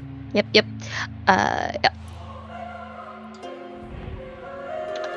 But I did him, I think, 23 points of damage. Yeah, 23 points of damage. You know. About the same. Yep. About the same. Okay. Yep. You doing But anything he's else? no longer hampered or strange, so I'm not going to leave his melee range because that would suck. Yep. Fair enough. Okay. At the bottom of 20, let's see who we're going to hit.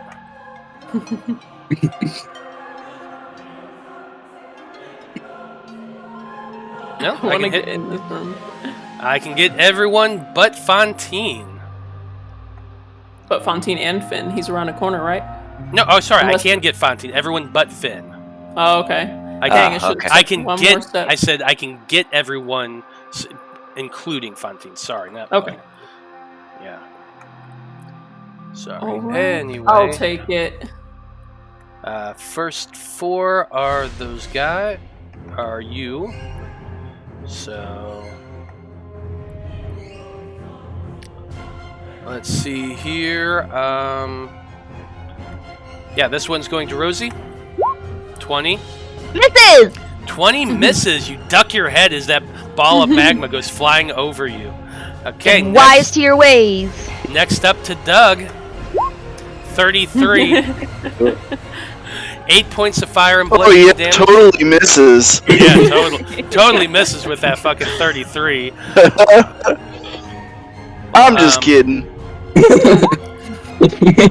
Vaya, that's an 18. No, I have a 19 technically.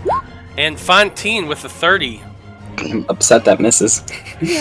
8 points of fire and bludgeoning damage to you, Fantine. I finally took damage. Owie. Just wanted to hit him with one fireball. That's what I wanted. Yeah, all five of the succubus and incubus takes the hits. I wouldn't have hit, and he's probably, immune to fire damage, but, it would have been But fun. is he immune to bludgeoning damage? It's not magical. So, yeah.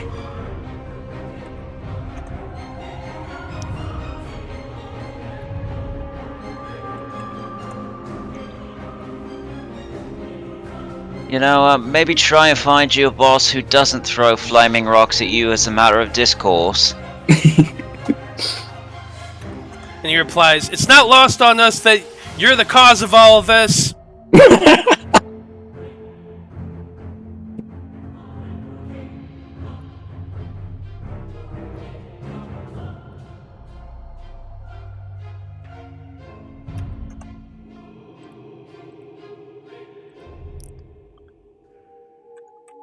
They're all looking pretty damn hurt, being pelted by this liquid magma. Liquid magma. Yes, Liquid hot magma. Finn got it. We're in a volcano, okay? We're surrounded by liquid hot magma. Okay, now we come to the Baylor's turn, who's really fucking pissed off that it got stunned. looking between the two. God. It's about to get shagadelic, guys. Rosie, I know Over you here. got to get off fairly early. I gotta get off like now. So, If someone wants to have control of Rosie, feel free. I mean, can you survive 30 more minutes? Because if I don't do what he could do, it'd probably last that long. It's up to you. Just do it. Kill us. Some of us are already dead. I would like to live, actually. Okay, I would all also right. like to I'll live. stick around. I'll stick around. Yeah, stick around. Okay. Yeah. Then what he's going to do on his turn, you took some big fucking chucks out of him, so he's turning around and looking directly at you. Cool. Rosie. Good thing I didn't I didn't make a reckless attack. Yeah, good thing. Good Yeah. thing. Here's your long sword attack. That's a 26 to hit. Yep. 22 points of slashing, which is halved, and 7 points of lightning damage for that first hit. So, 18. 18. Mm-hmm. Gotcha. Oh, wait a minute. I forgot to do a couple things, but I'm going to do that after I do this attack. This is second is a whip attack. Okay. That's a Ugh. nat 20. Eesh. Uh-oh. I mean, at least it didn't crit on the longsword, because that would do extra damage. Oh, it does either way. Oh, wait a minute. Oh, no, you're right. It does the extra. Yeah. Extra. That's a lot. That's a lot of So damage. Right 25 Oh. points of slashing damage is halved. Okay. So that's Oh. only 13 points of damage. Mm-hmm. No, 12 points of damage. Mhm. Then 18 points of fire damage. How are you looking? I was at 143 minus, what was it? 13 minus No, 12, and then minus 18. 12, and then minus 18. I'm still okay. Okay. I was just curious. Okay. I'm still in the triple digits. Now, at the start of his turn, that's when he was supposed to do the spiritual guardian thing. So let's get that out of the way. Yep. That's a wisdom save, I believe. Yes. Yep. Wisdom save. That's a 22. Alright, he saves. So it's halved.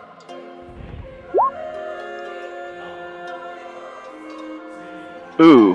Wow. Wow. So that's a yeah, three so- in a row. 3 damage. And then she's got to make the strength save, right? Oh wait, never mind. It doesn't matter. It doesn't matter because she's right up. That doesn't She's matter. right up there. The thing that does matter is then everyone that's within 5 feet of him, which is Doug and Rosie, gets the fire aura. So 13 to Rosie and 8 to Doug. Okay. Alright. That was his action. Yeah, that's it for Hightar's turn. Vaya, you're up next. Wow. Pretty harsh vibes up in here, am I right? I think you are. Yeah, it's... Alright, I'm gonna run up. Okay. And, take my attacks. 1, that misses. 2, that probably hits. Oh. Hold on a second. You are At advantage. flanking, so you have Oh. advantage. So your first attack, we're just going to take the 24, which does hit. Alright. Well, it's that much damage. You know what? I'm gonna use my reaction for when he just hit me Okay. and use my unstable backlash. So let me roll a d8. Go for it. 4, it's the same as what it was before, which I don't know if that hurts him. Nope, Nah. Oh, no sneak attack on that second one. that's nothing. So, just 10. So Yeah, the first so one just was 10. 20, and the second one was 10. And then, last attack, 15 probably doesn't hit. 15 does not. I'm gonna use my inspiration if I can, actually. Yeah, go for it. Alright, it's not going to use any other way. 25. 25 hits. So, 8 damage. And since I made an attack on him, I'm gonna... 15, 20. Hold on a second. So that was 3 hits you made on him. Yes, it was. So... Well, did the 15 didn't hit, did it? Oh, No, but he used inspiration to make it a 25 so instead. it did hit. Yeah, so all 3 So it did hit. Gotcha. 13, so 6. 6. So 6, 33 total. Halved. Yeah. 6, 4, and 5. So 6. 1, 2, 3, 4, 5, 6. 1, 2, 3, 4. 15. 1, 2, 3, 4, 5. Alright. Okay, how are you looking? I'm fine. Yeah, fair enough. Not even half yet. You people with your large HP pools and your high armor classes. Well, I'm just staying out of the way. Fantine, you're up next. Taking half damage from everything, so... I'm torn. I want to hurt the guy, but I'm kind of playing healer role right now. I'm playing very support role. Well, sometimes everyone needs a little support. And your camera may have cut out. Yep. Yep. Yeah, you cut out completely.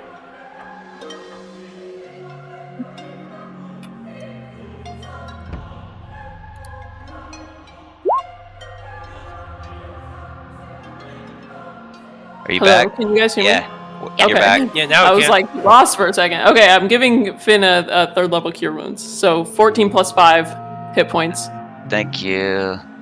You're welcome. That's 49.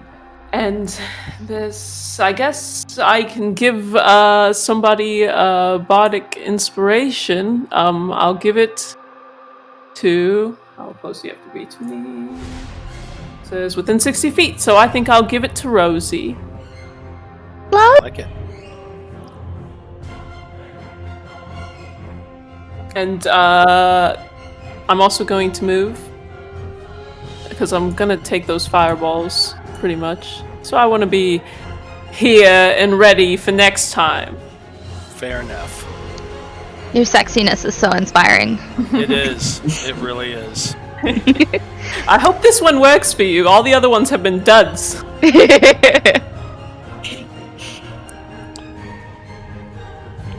Okay, Doug, you're up next. What are you doing? Get one damn critical. That's all I want. Just want one. Alright. I'm gonna move in and get advantage and swing my staff. Yeah, you do have advantage because you got your teammate pincering over there. Where is the staff? There we go. Wow. Yeah, you swing as hard as you can, and you're just whiffing. You just easily blocks the swing of your staff.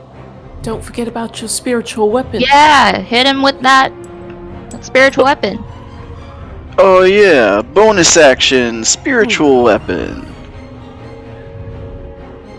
Does the spiritual weapon get advantage? For like... No. Nice try. But He no. still got a 25 though. Yeah, a 25 does hit. Alright. And you upcast spiritual weapon when you casted it, right? Yeah.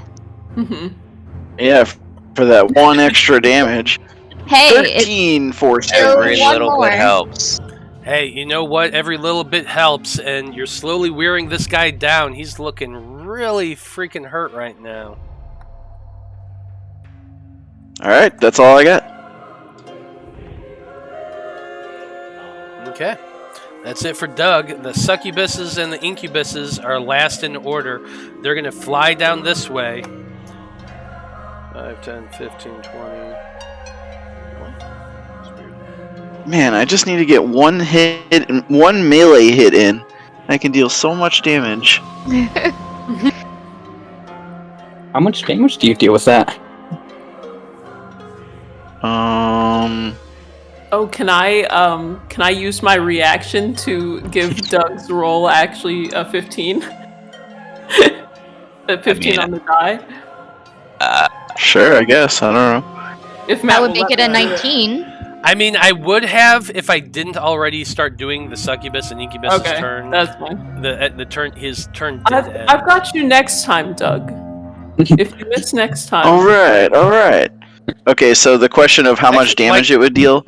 If I got a hit, it would deal 1d6 plus 2d10 plus 27 plus another 4. Oh, so plus 31. Okay. Yeah, so a minimum of 35 damage. What would your roll have been if you had a 15? It would have been 19 total. Oh well. What? I have a plus 8. Next turn. Yeah, So- next turn. I'm gonna spend. Okay, so first I'm gonna move here. Then I'm gonna spend. I believe it's 2 sorcery. Yeah, 2 sorcery points to cast Chromatic Orb on him, and I am going to upcast it to 4th level. Okay. And I am 31's gonna hit. I am choosing acid. Okay. And it is 27 acid damage. Wow. So, just so you know, he had Yeah. 23 hit points left. Yes. Yes. Whoa. So you know, Finn, tell me Yeah. how this looks. so his beautiful, beautiful face, I flip him the bird and land a glob of acid directly in his face as his face just slowly starts to slide as his features are melted off. Okay. And as he's slowly beginning to eat away, melting, just burning, he suddenly explodes outward with a huge explosion of fire. I need everybody but Finn, actually, to make a dexterity saving throw for me. Ooh, dexterity save. Hang on. Pull up that for I me. think Excellent. That's an 18. I have I also- advantage on dexterity saving throws. I also Awesome. have evasion, so I probably don't take any damage. Yeah, Depending on the DC. But 23. Doug is not dexterous. I'm glad I didn't use my reaction. Okay, so let's see. Fantine, you got an 18.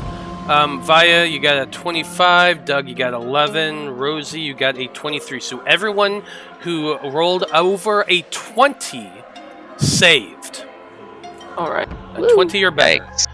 So, those who failed take 82 points of fire damage as he explodes in a just humongous explosion of fire.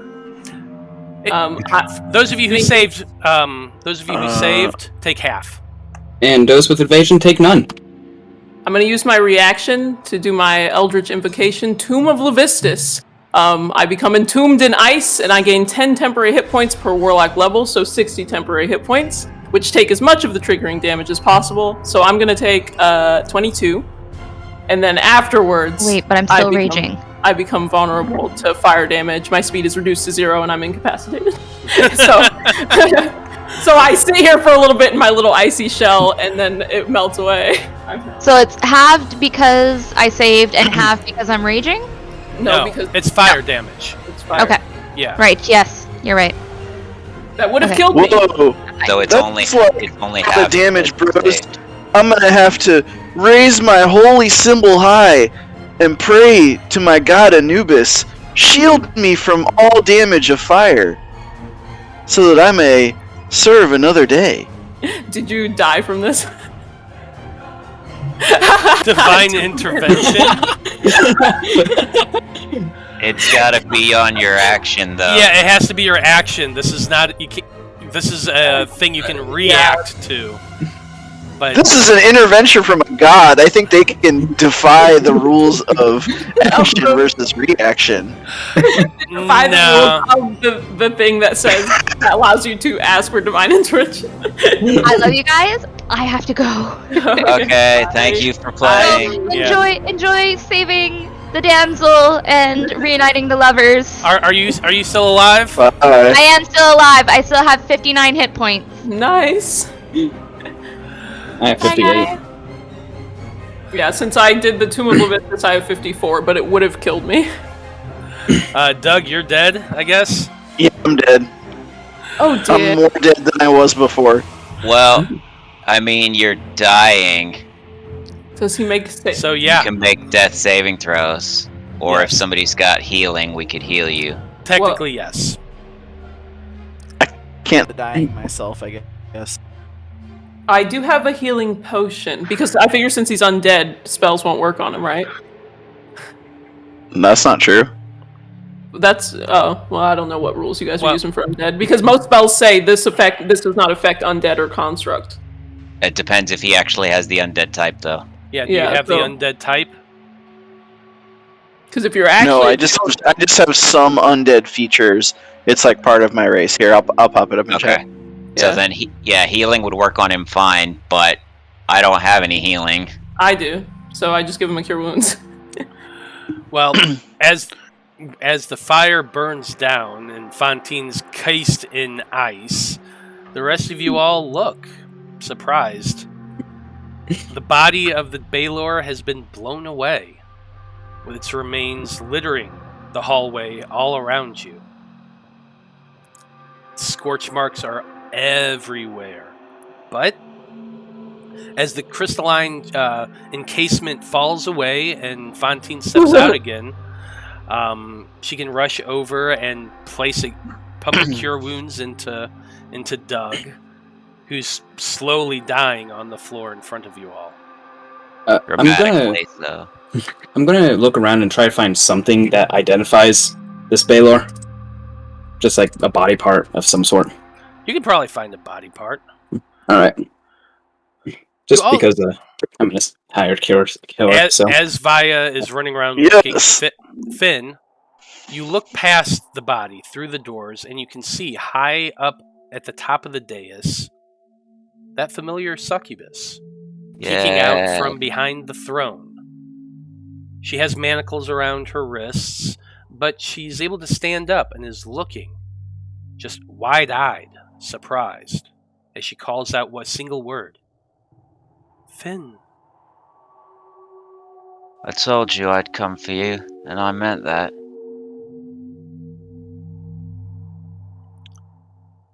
I always knew you would find me, she whispers. I always had faith that you would come. She pulls herself as far as she can in her chains, but she can't really move past a certain point. Miss Vaya, would you mind assisting me for a moment? Yes. I do have a spell that could work. I pull out the knock spell scroll. I feel like I didn't get a chance to use it. I hand it to Vaya if she wants to use it. No, you use it, please. Alright, I cast the knock spell scroll to make her manacles fall away. And they do. As you cast that spell, the two manacles just unlock and fall to the ground. And the moment they do, she leaps as high as she can, arms reaching out so that you can catch her, Finn. I do catch her, however, I also heavily wince as I do this. Probably.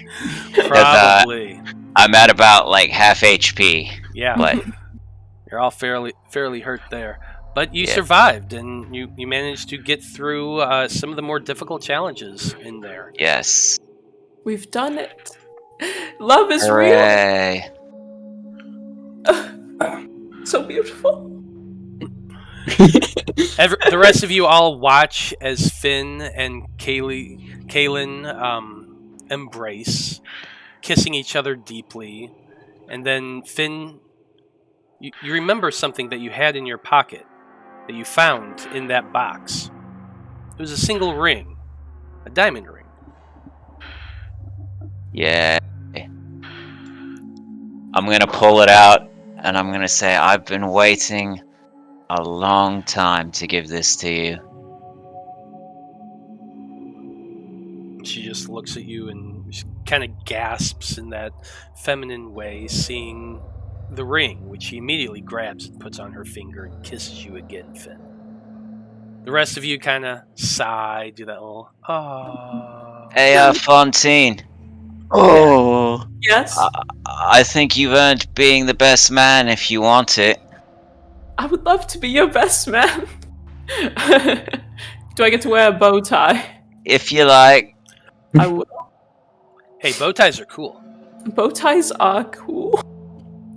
I run up and I hug both of them, so it's like a big three-way hug. Yeah, she has no clue who the hell you are, but she's a succubus, so I she's know into you it. don't know me, He's but down for this. it's so enraptured in your love story that I gave up everything to come here.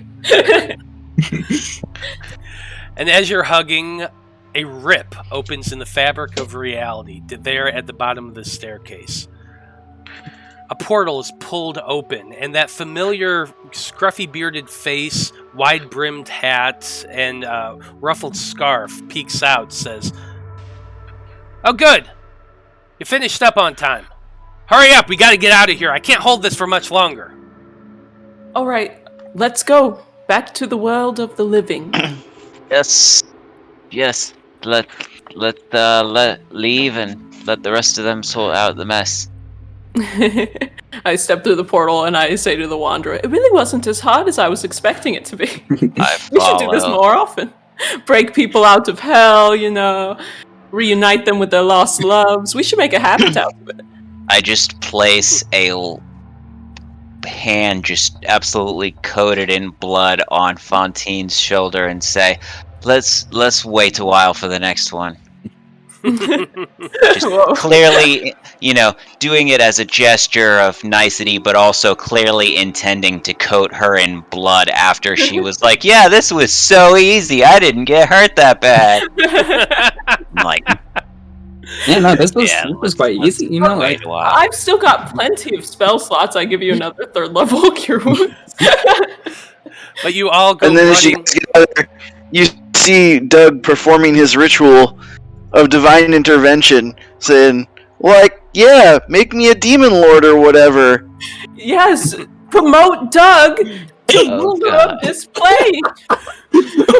As this dark energy goes swirling around Doug, this aura just filling him, you hear the Wanderer scream out again, "Any of y'all gonna be coming? You need to go now!" Yeah, All right. we're going through the portal. Bye, Doug. Have fun ruling hell. Bye, Doug. Yeah. See you guys. Stop by anytime. Are you okay? Be in touch. The rest of the group goes running through the portal, which closes with a snap as the last shoe goes passing through. Doug, you look around and you can see now those succubus and incubus stepping around, looking around the corner at you as this dark energy is just filling you more and more. You're puffing up and growing stronger and stronger. They all come and kneel down before you and begin kissing your feet, and you realize, you might have something fun to do here. Oh yeah. Time to party. Oh yeah. And I think we're gonna end. Yeah, I think we're gonna end things right here. Yeah, that was so good. So good job, everybody. It was definitely made easier by the fact we didn't have to fight a single succubus. I loved that worked. I was like, I have no idea, but I'm gonna take this one spell just in case. Mm-hmm. And I even had, I had the idea. I was like, I'm just gonna tell him, chill out. If he dies, maybe one of you can take over in the power vacuum. And I will say if it had Totally been me worked. DMing, I would have let that work, and then I would have quickly looked up magma elementals, and then had magma elementals crawl out of the fire to fight you. I'll talk to you about that in a little bit. But good job, everybody. That was a lot of fun. Thank you, Matt. Thanks for watching. Yeah, Thank dope. you. Yep. Thank you to everyone who watched. We very much appreciate you tuning in. We'll be gone for a couple weeks now. We'll be back on the 28th. So hope to see you then. So on behalf of everyone here in the Random Rhapsody crew, I just want to say once again, thank you for watching. Have a great evening, and we'll see you next week. Or in about 2 weeks. Bye-bye. Good night. Peace.